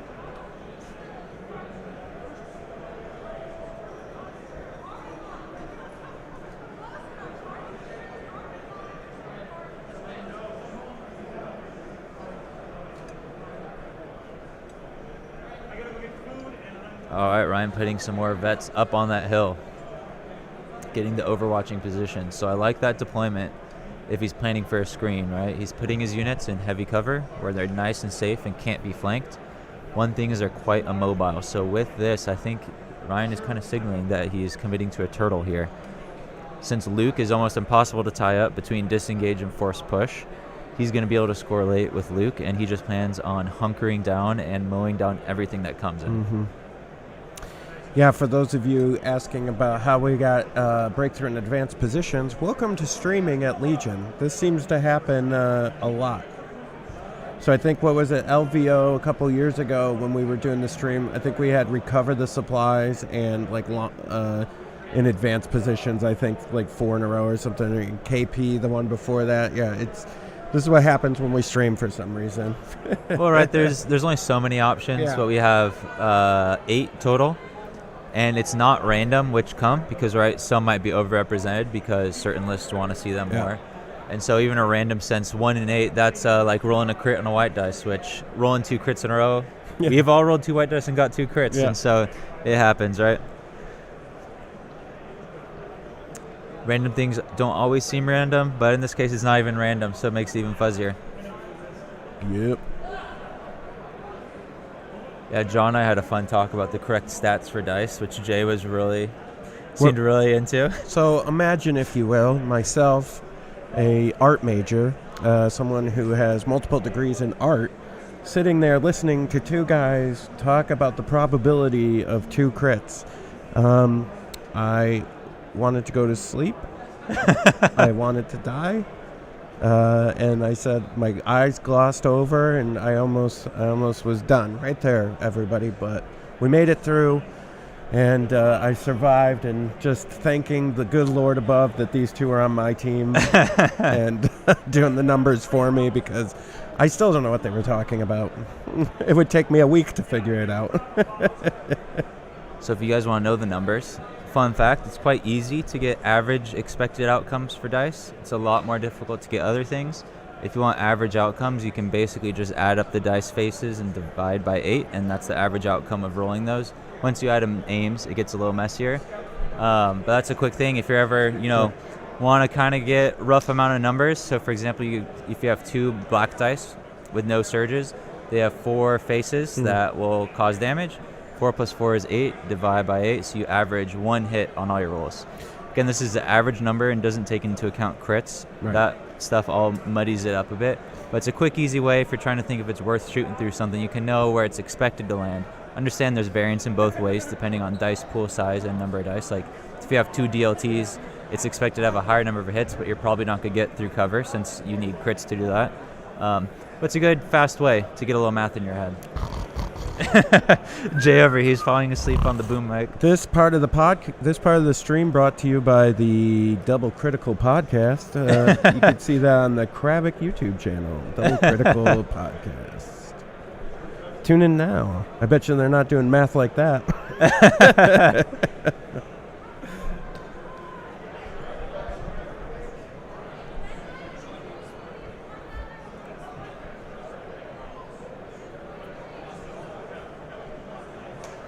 All right, and Han is down on the bottom flank.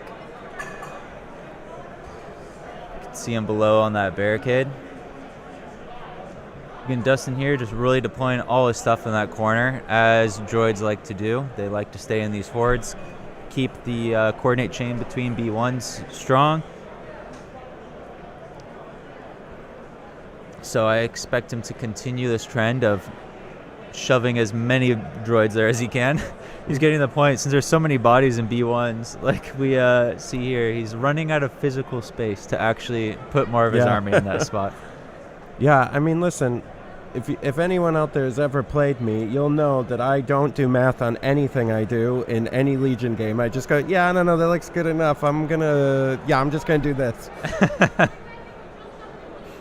I'm a very, very wild and out kind of Legion player. And I always, my tell, if you're ever playing me in real life, my tell is always like, this is crazy. I'm going to do something crazy. This is crazy. And then I start deploying some nut stuff on the table. See, he says he's not doing math, but subconsciously he's like, Yeah. I've done this 10 times. I remember those outcomes. Yeah. And he's doing subconscious rounding. I did this 10 times, it went badly. So that 0 out of 10 math means I shouldn't do this in my next game. Yeah. And then I do it anyways. We're all doing math and we don't even know it. Yeah, yeah.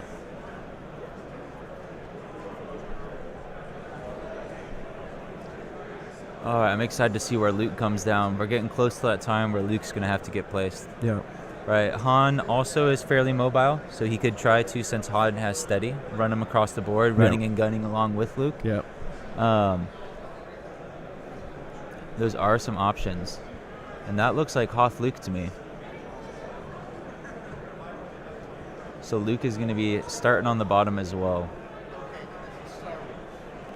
So Ryan has both the flanks built up with units to shoot anything down coming, and I think the Flyboys are just going to, like the movies, charge down the hallway. Yeah. Hope to get to the other side. Yeah. Whereas Dustin with his horde is going to try and push through and hopefully break one of these flanks. I think it's in Dustin's best interest at this point to focus on a flank and just go headlong, try and blow everything away and score with his whole army, while also potentially with Magna Guards tying stuff up and preventing Ryan's other flank from getting in. But those, what are they, the MK2s? Is that what the emplacements are called? I love those.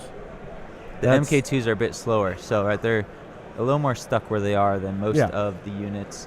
But really, on Ryan's side. like any of the emplacement stuff, right? All right, turn one. Oh, nice. We get the handshake handshake, there. There good you sportsmanship. Go. My ally is 2 the and Force. 2. As we talked about this being a very even matchup, they even go for the same pips here. All right, so let's see. Dustin's about to roll, so blocks, that's going to be Dustin with priority.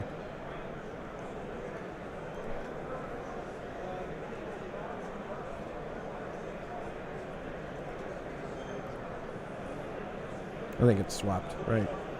Well, he's on the other side. Oh, yep, you're right. Sorry. I didn't mean to question you. Know your place, Jay. I'm I'm sorry, boss. I didn't mean it. All right. If that's how we're playing it.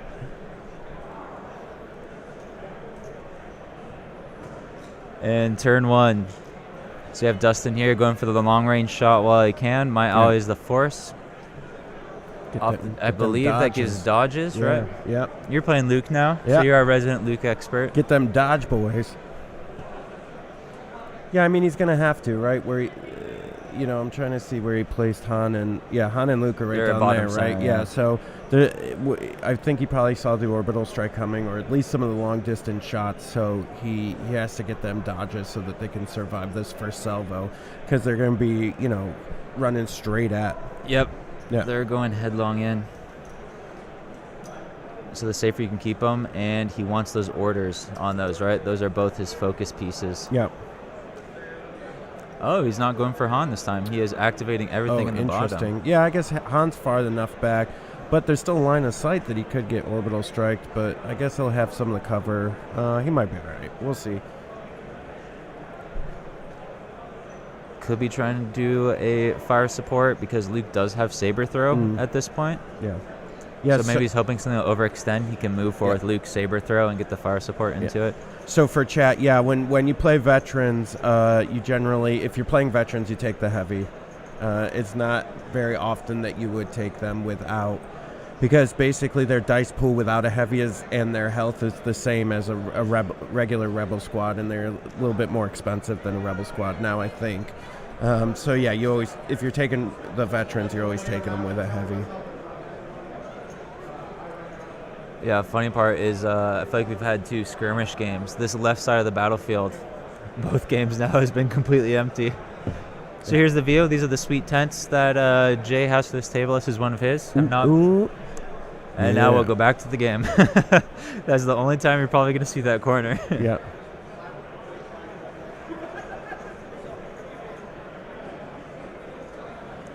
All right, we'll see. Gonna start pulling from the bag soon. Start activating things. I guess he's droid, so he never pulls from the bag. He's gonna start flipping That's tokens correct. face down. He probably left the spiders in the bag, I would guess. Yeah, chain through everything. Yeah. Give the spiders, right? And then, because it's basically like, you know exactly what you have because it's in the back. Yeah, so that's the nice thing about those droid lists. I order control is real good. Yep, even on the card here that just gave his commander an order. Almost everything. I guess there's still some Magna Guards that might not have an order and potentially not the T-Series, depending on who the B1's coordinated to. And we got a dice roll. Let's see what we got. So this is the orbital strike right off the bat. 3 hits and a crit. Spending the dodge. It looks like he's going for the MK2, trying to knock that off. Oh, and he blanks, so I guess it's a good thing he gave him that dodge. We were talking about how you're thinking Han, but I guess Ryan thought right. He needed those MK2s to have dodges to survive that orbital strike. Yep, he made the right decision. Yeah, I mean, and you know, I think it made sense because he chained, you know, because the MKs get an order if the vets get an order. So, you know, he chained those orders to get those dodges out there. I think that's a good move. Yeah. So you know, he had 3 orders activated, which is great. All right, we're going to see the Church of Bistan. So I was telling you guys about that move that he pulled on me at SoCal, and it looks like we might see it. We'll see if he moves or just aim shoots and stays there. Yep. The Rebel list is Han Solo with Vigilance, Duck and Cover, and Environmental Gear. Luke Skywalker with Burst of Speed, Saber Throw, Force Push. That's Mark OP IIs. Luke Skywalker. Yeah, OP Luke Skywalker. And seize the initiative. 3 Mark II medium blasters, 3 Rebel vets with the heavy, Rebel Pathfinders with Bistan, their A300 rifle, and Duck and Cover, and a Rebel Commando strike team, for a grand total of 10 activations.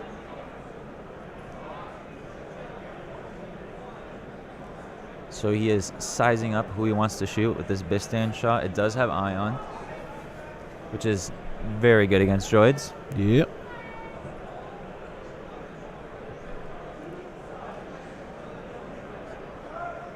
All right, he's looking through that box, flipping it over. So that is the holo projector, and what's the other one?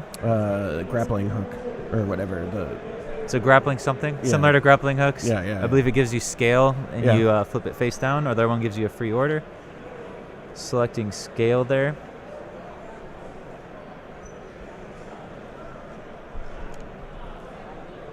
Yes, could shoot recover, since Bistan is exhaust. That is also a choice. Yep. Right, like we said, Ryan has some pretty dug-in positions here, whereas Dustin is a bit more in the open, so I wouldn't be surprised if Ryan just hangs out, tries to shoot everything, and just banks on Luke and Han, tearing a hole straight into the other deployment zone. Here we go, the Bistan shot. Ryan showing off some of his fancy clear dice.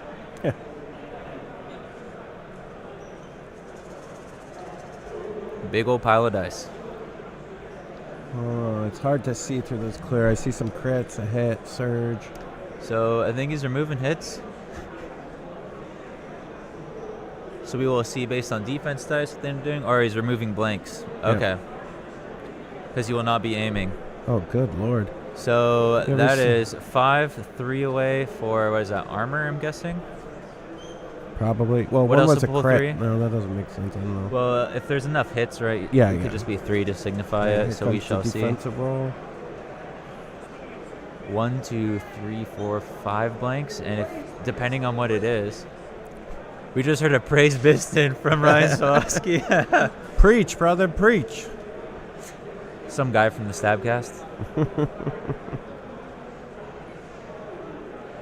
All right, and that is a whole chunk of B1s getting picked up. Yep. Prayers to the Church of Bistan paying off right here.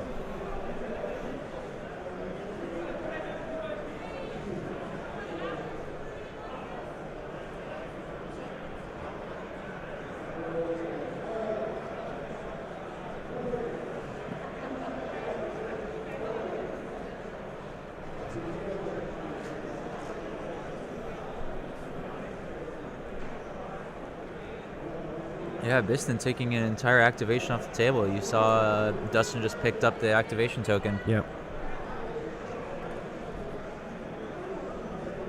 Never seen so much paint on white dice in my whole life. Yeah, beautiful shot right there. That's actually quite huge for Ryan, right? Yeah. He was down in activation. He just made parity, and especially hitting something that hasn't activated yet. Yeah. Because the later he can go with Luke, the better. Huge.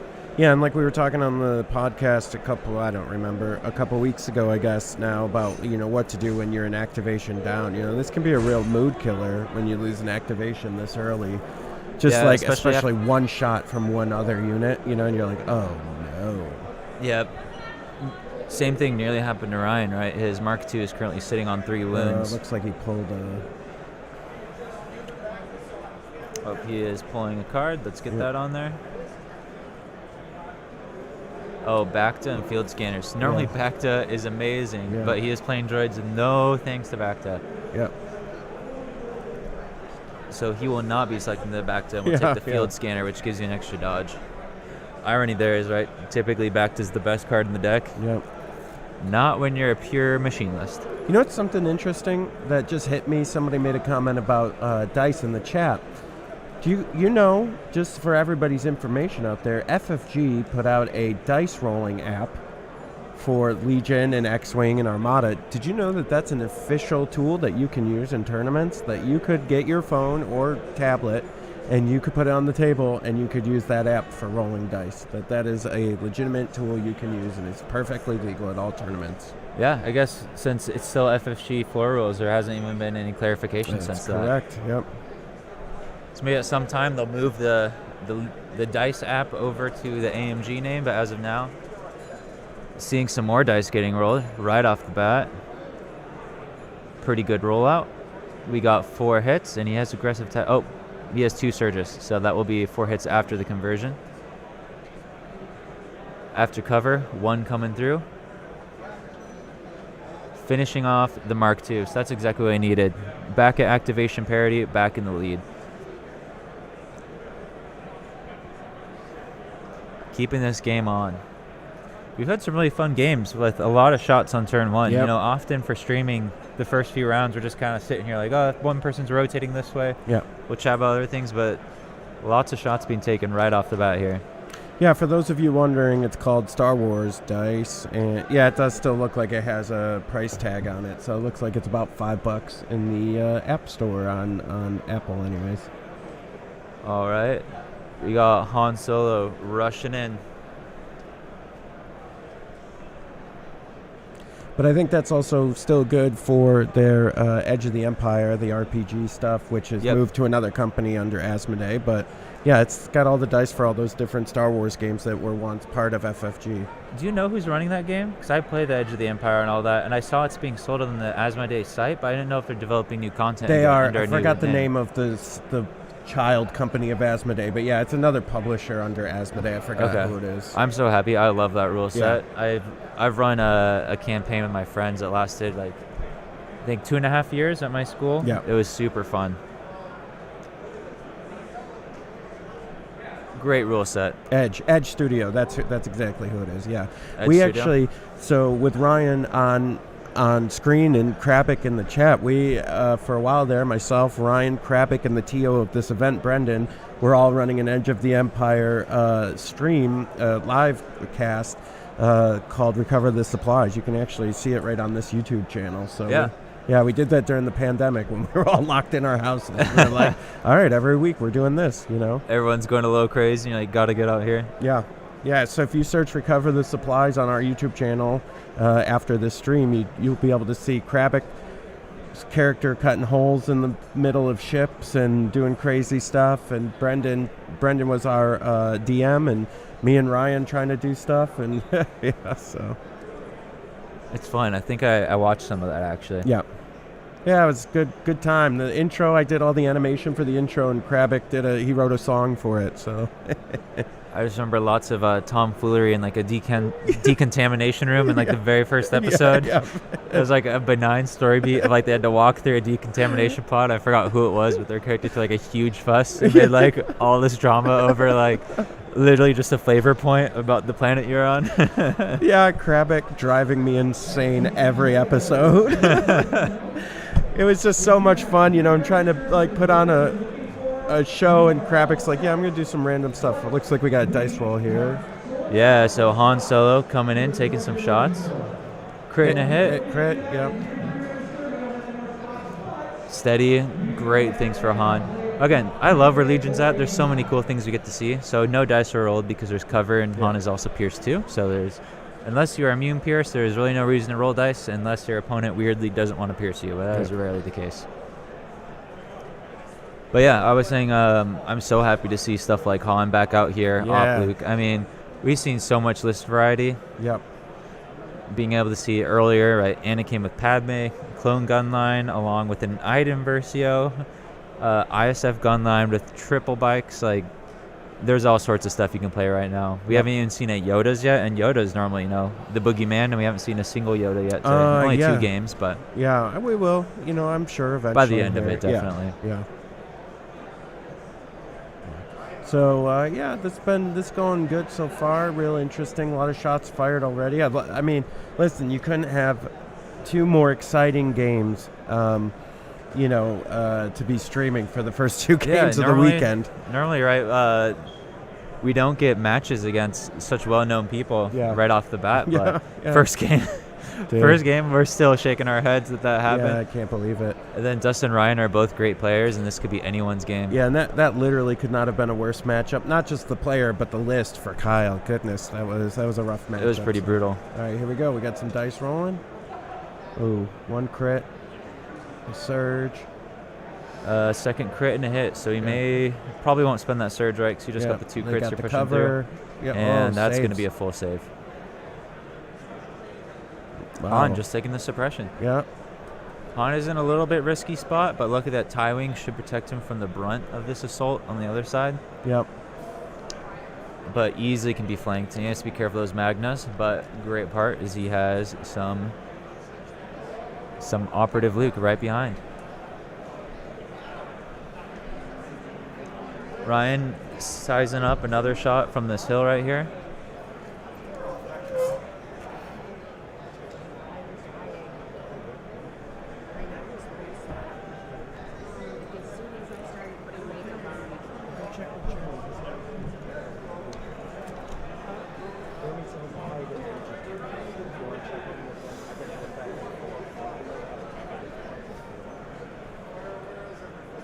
All right, Ryan is now going to the bag. One of the nice things about Ryan's list is since a majority of this army is just core units with 2 support, he has pretty good order control, actually. Outside the sniper and Biston, he can pretty much activate anyone he wants. And great part is all these units are very similar, right? They're just ranged gunline units, so they're fairly timing neutral. And then if he needs to get Biston out of a tough spot, you can always just give him an order. Use a 3-pip, hit his 2 focus pieces in Biston, and then it's nearly perfect order control. So it looks like a crit. It's a little tough to tell in these clear dice. 3 paint. And 2 blanks. So that's going to be a Magnagar model off the table. Unless this was a shot at the T-Series. Alright, yep, he picks a Magnus. So that was a shot in the Magna Guards, not the T-Series Tactical Droid.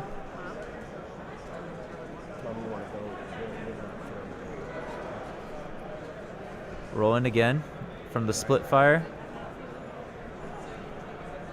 Nothing coming to the split fire shot there. Those Rebel Heavies are real nice, right? It's 4 white dice, range 4, critical 2. One of the best heavies in the game right now.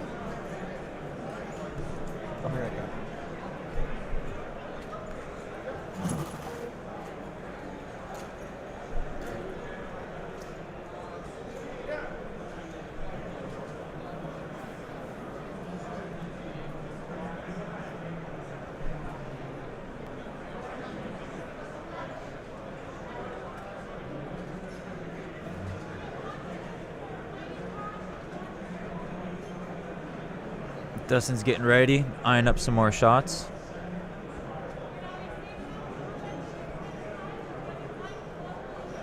So do we have an affiliate company in EU? We do not with 5th Trooper. You would have to check this with Jay, because I am not on logistics, right? I work with the blog and streaming and everything. Jay is the one that runs the actual storefront. But to my understanding, I believe we can ship internationally. Yeah, I was commenting earlier, both of our games have been focused in the same corner. And yesterday we were playing some skirmish, and we had all the games in this corner, many of the games in this corner as well, so.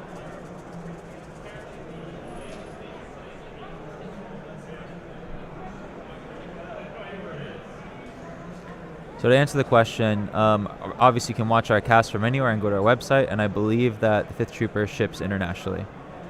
So it might just be a little more shipping cost. Gets the save there, onto Han Solo again, so Han is at 2 suppression.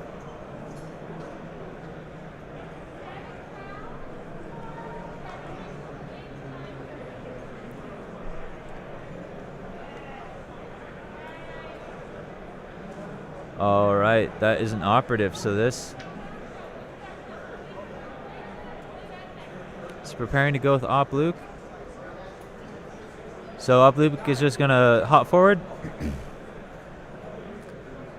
pop this guy, back to, he is probably gonna take that back. Well, that's actually a tough one because Luke really likes those dodges and the field scanner is great on Luke. He's gonna take the field scanner, so in order to get the deflect, he's gonna take the field scanner over the back to tank. One of the few occasions where you'd actually take that instead.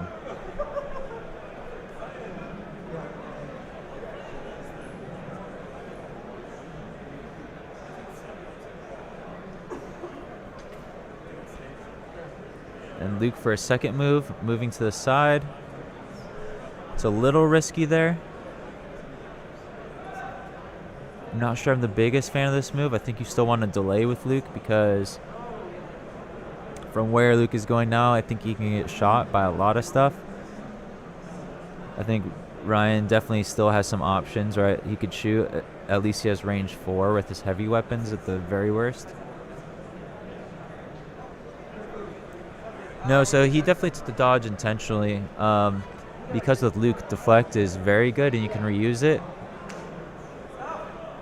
So essentially you could think of it as a health, and if he gets hit by a large dice pool, say from a Magna Guard, right, dodging and increasing your save from a red save to a surging red save could save you potentially more than 1 health.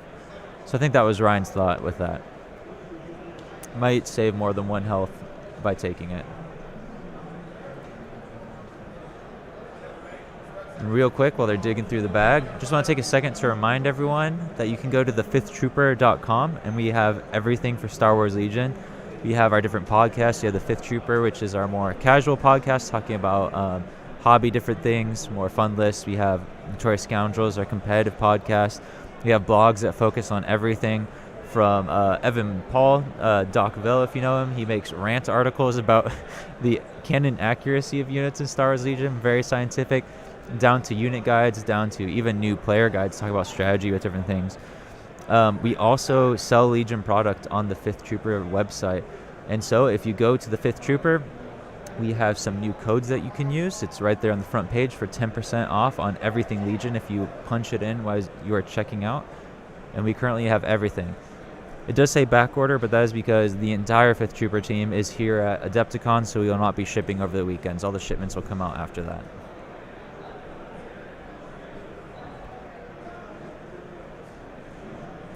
All right, more aggressive push with these B1s.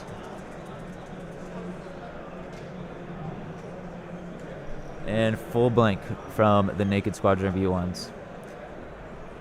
Luke is in a real tough spot right now, which does make me nervous that Ryan went that early with Luke and jumped into that area. But now Ryan is in a great spot to just blow that other B1 unit off the table. Right, Ryan's shown that his plan is pretty much to turtle with all his units and rush in with Han Solo and Luke to score on breakthrough. And every time Dustin gives him something closer to shoot, that's exactly what Ryan wants to see. Yep, we also got all sorts of sweet tools on the website. We have Legion HQ, which is what we've been showing the lists on. It is a list maker. We have the Legion Quick Guide, which gives you all sorts of different rules. It turns the rules rulebook into a clickable interface, so you can do keyword searches and different things like that. It makes it more searchable.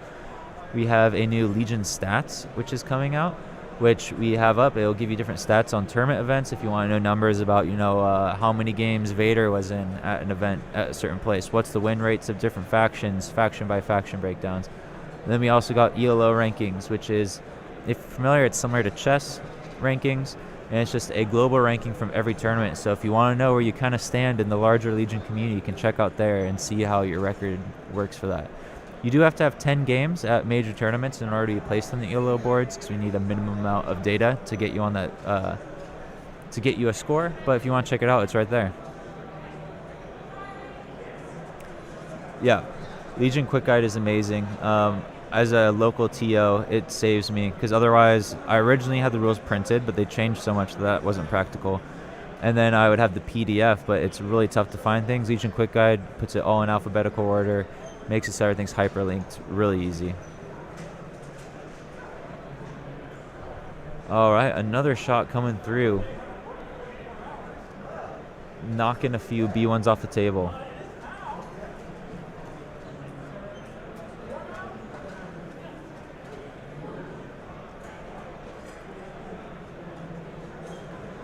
Any plans to make the Quick Guide into an app? I don't think at this point. Most of this stuff, I think it's located in a bunker, local gaming club.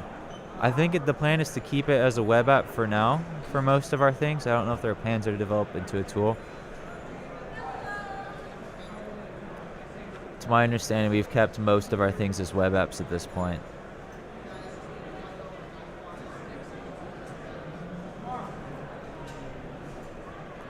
So one of the nice things is I see some people talk about the big tournaments. If you look at, had a roll here for suppression. Looks like he cleared it. There's quite a few tournaments all around. If you also look at FLG, they host a lot of tournaments for Star Wars Legion, and they have them all over. They have multiple ones on the East Coast. We have SoCal Open here on the West Coast. We have LVO in Las Vegas here near the West Coast. So Frontline Games often has different things if you can't make it out to Chicago. Yep, so the 8 black dice was he shot his heavy weapon into one thing, so 4 white dice, and then it was the rest of the squad, fire supported by the MK2.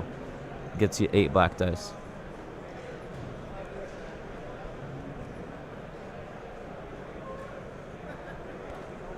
We got Magna Guards pushing on up now. They're probably going to try and take a range 2 shot into Luke if they can get that close.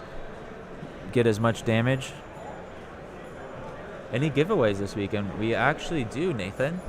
So we talked a little earlier, but I'll go over it again real quick. So each day we're going to be doing giveaways. Today we're giving away 4 commanders to 4 different people, and it's any commander of your choice from any faction. And all you have to do is go to thefifthtrooper.com/giveaway. That is thefifthtrooper.com/giveaway. And at the end of today, we will select 4 people, and they can get any commander unit. Tomorrow we'll be giving away any core unit that someone chooses, 4 people again, and then on Sunday we'll be selecting 2 people to win core boxes of their choice. All right, Magnus, taking a shot here. With the aim, after mods, it looks like 3 coming on through.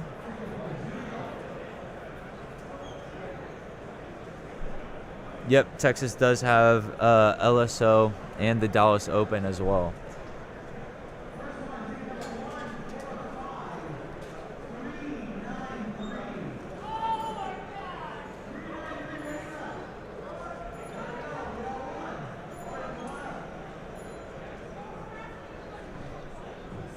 Yeah, Dr. Powerslam is one of our devs, and he is saying you can actually just download the HTML for the quick guide. So if you want an app, you could just download it straight from your browser. Thank you there for that help. Some technical feedback from another person in our group.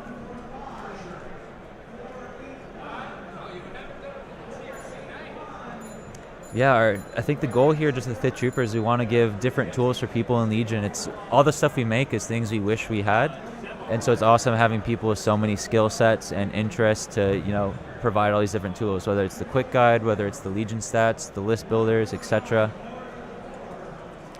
Podcast stuff to listen to, articles if you like reading and strategy. It's a lot of fun.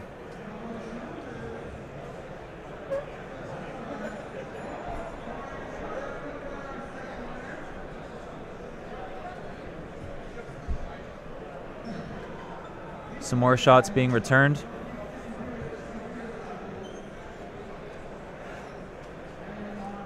So, right, we have cameras on all sides of the table, but both of our last games have been in this corner, so our sad, lonely left side of the table cam has just been photos of everybody's dead units and dice bags.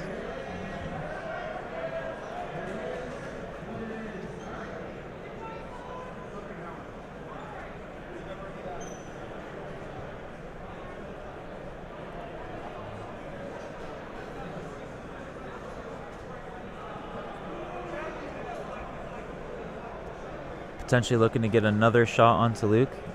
Right, Luke is a major threat in this game. If Dustin can take out Luke, that is huge, because Ryan, based on his positioning, is banking on Luke being a scoring unit.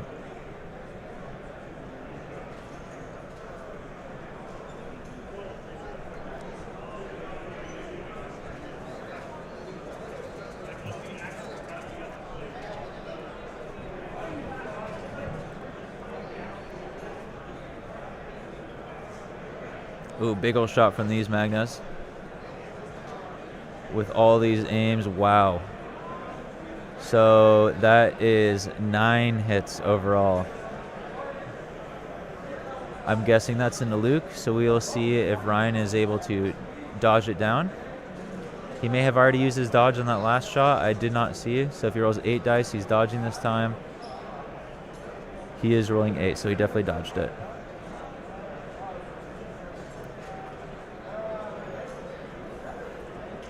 Oh no, light cover for suppression, so he did not dodge it with 8. That would have been fewer. So right there, Ryan taking 2 damage onto Luke. Luke with a really great save, because that was a really big hit.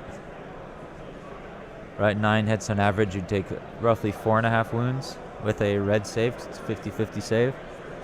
So Ryan very happy to only take 2 instead of 4 or 5. Still damage on Luke is damage on Luke. More than a quarter of Luke's health down at this point.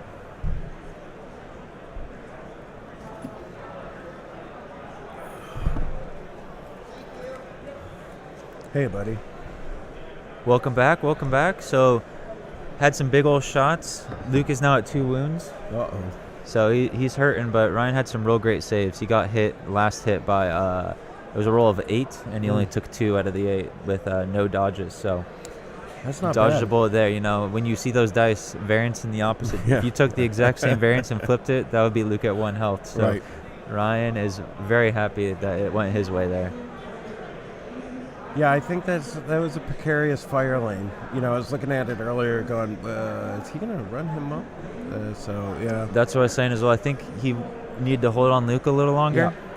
Since he had stuff to shoot with his other guys, I think it was a little bit too early to go forward with Luke, and now he's starting to pay as we, see Luke is taking the seat. And I mean, this is what we do, but a little backseat quarterback here, or Sunday morning couch quarterback is, or what's the word? Monday morning quarterback. That's what it is. That piece of terrain there that's just above where the dice tray image is on our screen right now. Yep. I would have put Luke behind there. He's got jump, and then you could have popped him out there and whittled down Dustin's army a little bit more before getting super aggressive. But I guess, or if that's where you want to go, you just do it at the end of your turn so nothing can shoot you. Right. Yeah. Last first. Right. That's what you want to do.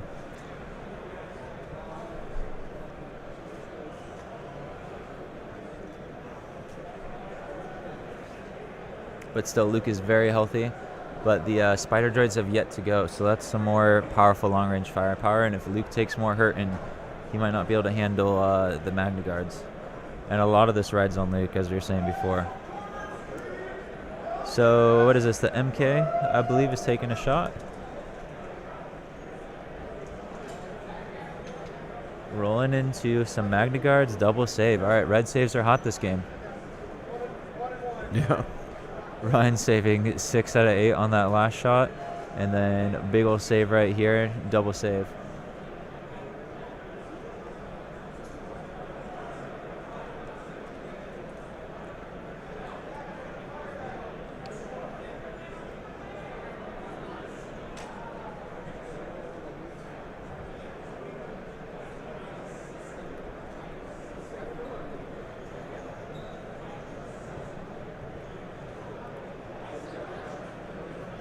All right, he is pulling out one of the spider droids, so we're going to get to see that long-range firepower now feel like spider droids have kind of been the boogeyman of late.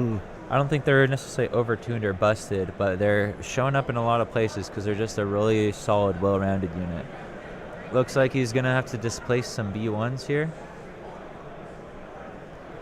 Push them on out of his way, so he's going to pick those up. Ryan's going to be able to place those 3 B1s he displaced wherever he so pleases within cohesion. Within cohesion and range 1 of their current place. So what Ryan's doing is a great trick. When you displace them, you can just place them right back in front of that unit so that when they move again, they'll get displaced again. Those B1s will get a suppression from that, but a key point with that is, right, your droids aren't losing actions, so it's not a huge deal that you're... That's a nice thing, right? With these spider droids too, you're not super worried about displacing your guys because it just basically recoheres them and they take a suppression that's pretty much negligible.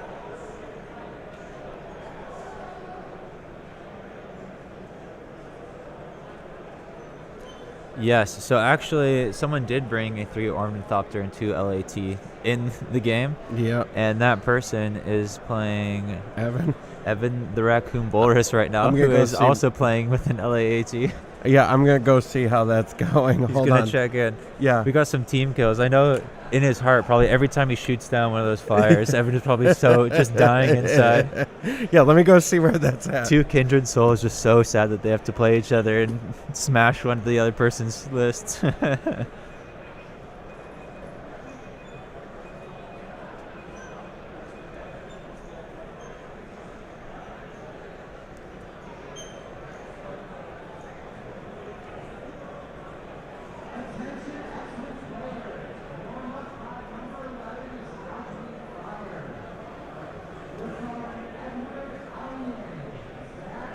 Sizing up some new angles here. Ryan did a little walk around. One of the perks of the stream table is, right, it's just a table up on this stage, so you can walk to different sides if you want a better angle.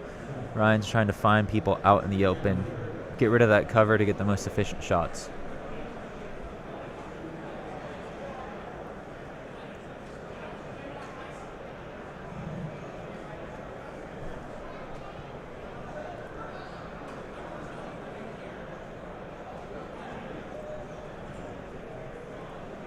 And players officially have an hour and a half left. I know they did get an extension since we pulled them onto the stream table. They had already started setting up at their table. So we gave them a little time since they had to pack up all their stuff and come over here. But right, we want to have fun streamed games, so we made it work. 4 so far. You can't tell what's on the clear dice. Looks like maybe a crit. That's a 5th. So 5 coming through, depending on cover and dodges. We'll see how many defense dice here are rolled. All right, they were in the open, and Red Stave's still going strong here. Only 1 wound under those Magnas. So a little update. Evan has killed most of the Air Force, and Vader is in the middle of the table heading towards the rest of the guy's army. So so far looking good for our Evan the Raccoon Bolrus.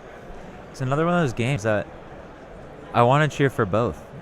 I want AAT 3 Ornithopter to be a thing. But I also know Evan is my friend, so I want him to win. That's just not the list that I want him to beat. One of the big perks we mentioned earlier, but it's worth repeating. Today is 4 rounds, and anyone who goes at least 3-1 will move on till tomorrow. So 4-0 players and 3-1 and 4-0 players will move on. So if you drop one game, it's not the end of the world. You still have a chance to make it as long as you don't drop a second game.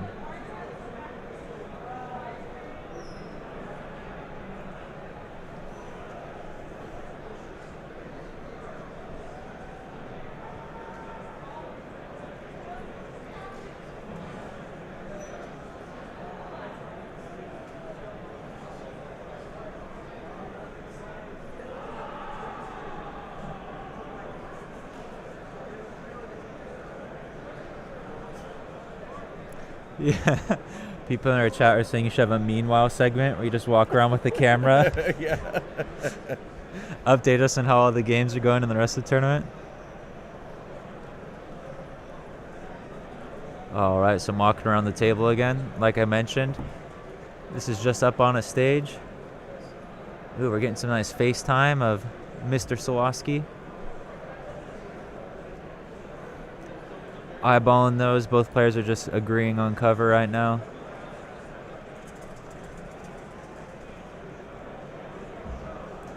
DSD coming out.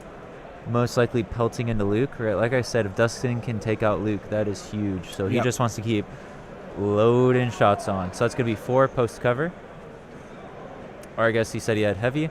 And that is 2 more wounds for Luke because he does not have a dodge. So that hurts. Yep. So Luke will be going up to 4 wounds right now and a 4th suppression. So Luke is over halfway dead. This is how we were talking about kind of earlier. You have to be real careful with those force users. So him moving in early and having that open lane is really punishing him now. I think the problem is... Did he have a dodge? Because he did not put down wounds that time. Oh, maybe he did have a dodge. Okay, he has the portable scanner. So he might have used the portable scanner on that shot. I'm just surprised he didn't use it on the 8-hit shot, right? Yeah. But I'm only seeing, unless one of those say 3 and I missed it, they have low numbers on them. So one of those might be a 3-wound token. I'm going to go check up there real quick because Luke is pretty pivotal. Yep. I really like this segment you guys are recommending in the chat, the meme wild segment where I just follow the GAR Air Force list. I think that would be pretty funny. I'm going to see if I can make that happen. I don't know if I can, but by gosh, I'm going to try.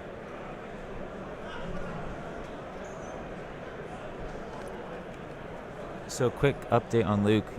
Things are a little more bleak than we thought. One of those tokens is a 3-wound marker, despite being the same size. I can't read the text here so it's 2-3. So Luke is on 1 health. Oh, jeez Louise. I must have missed it when he upgraded them, the first one to a 3. I thought it was a 1, and then the second one. Because right there, they're the same size tokens, so it's tough to distinguish. So he is at 6 wounds right now, so that's really huge. Right, like we said, Ryan's strategy really pivots on Luke, and him going out early and leaving Luke hanging is really hurting him now. Yeah. It seems... I don't know. It seems like an odd...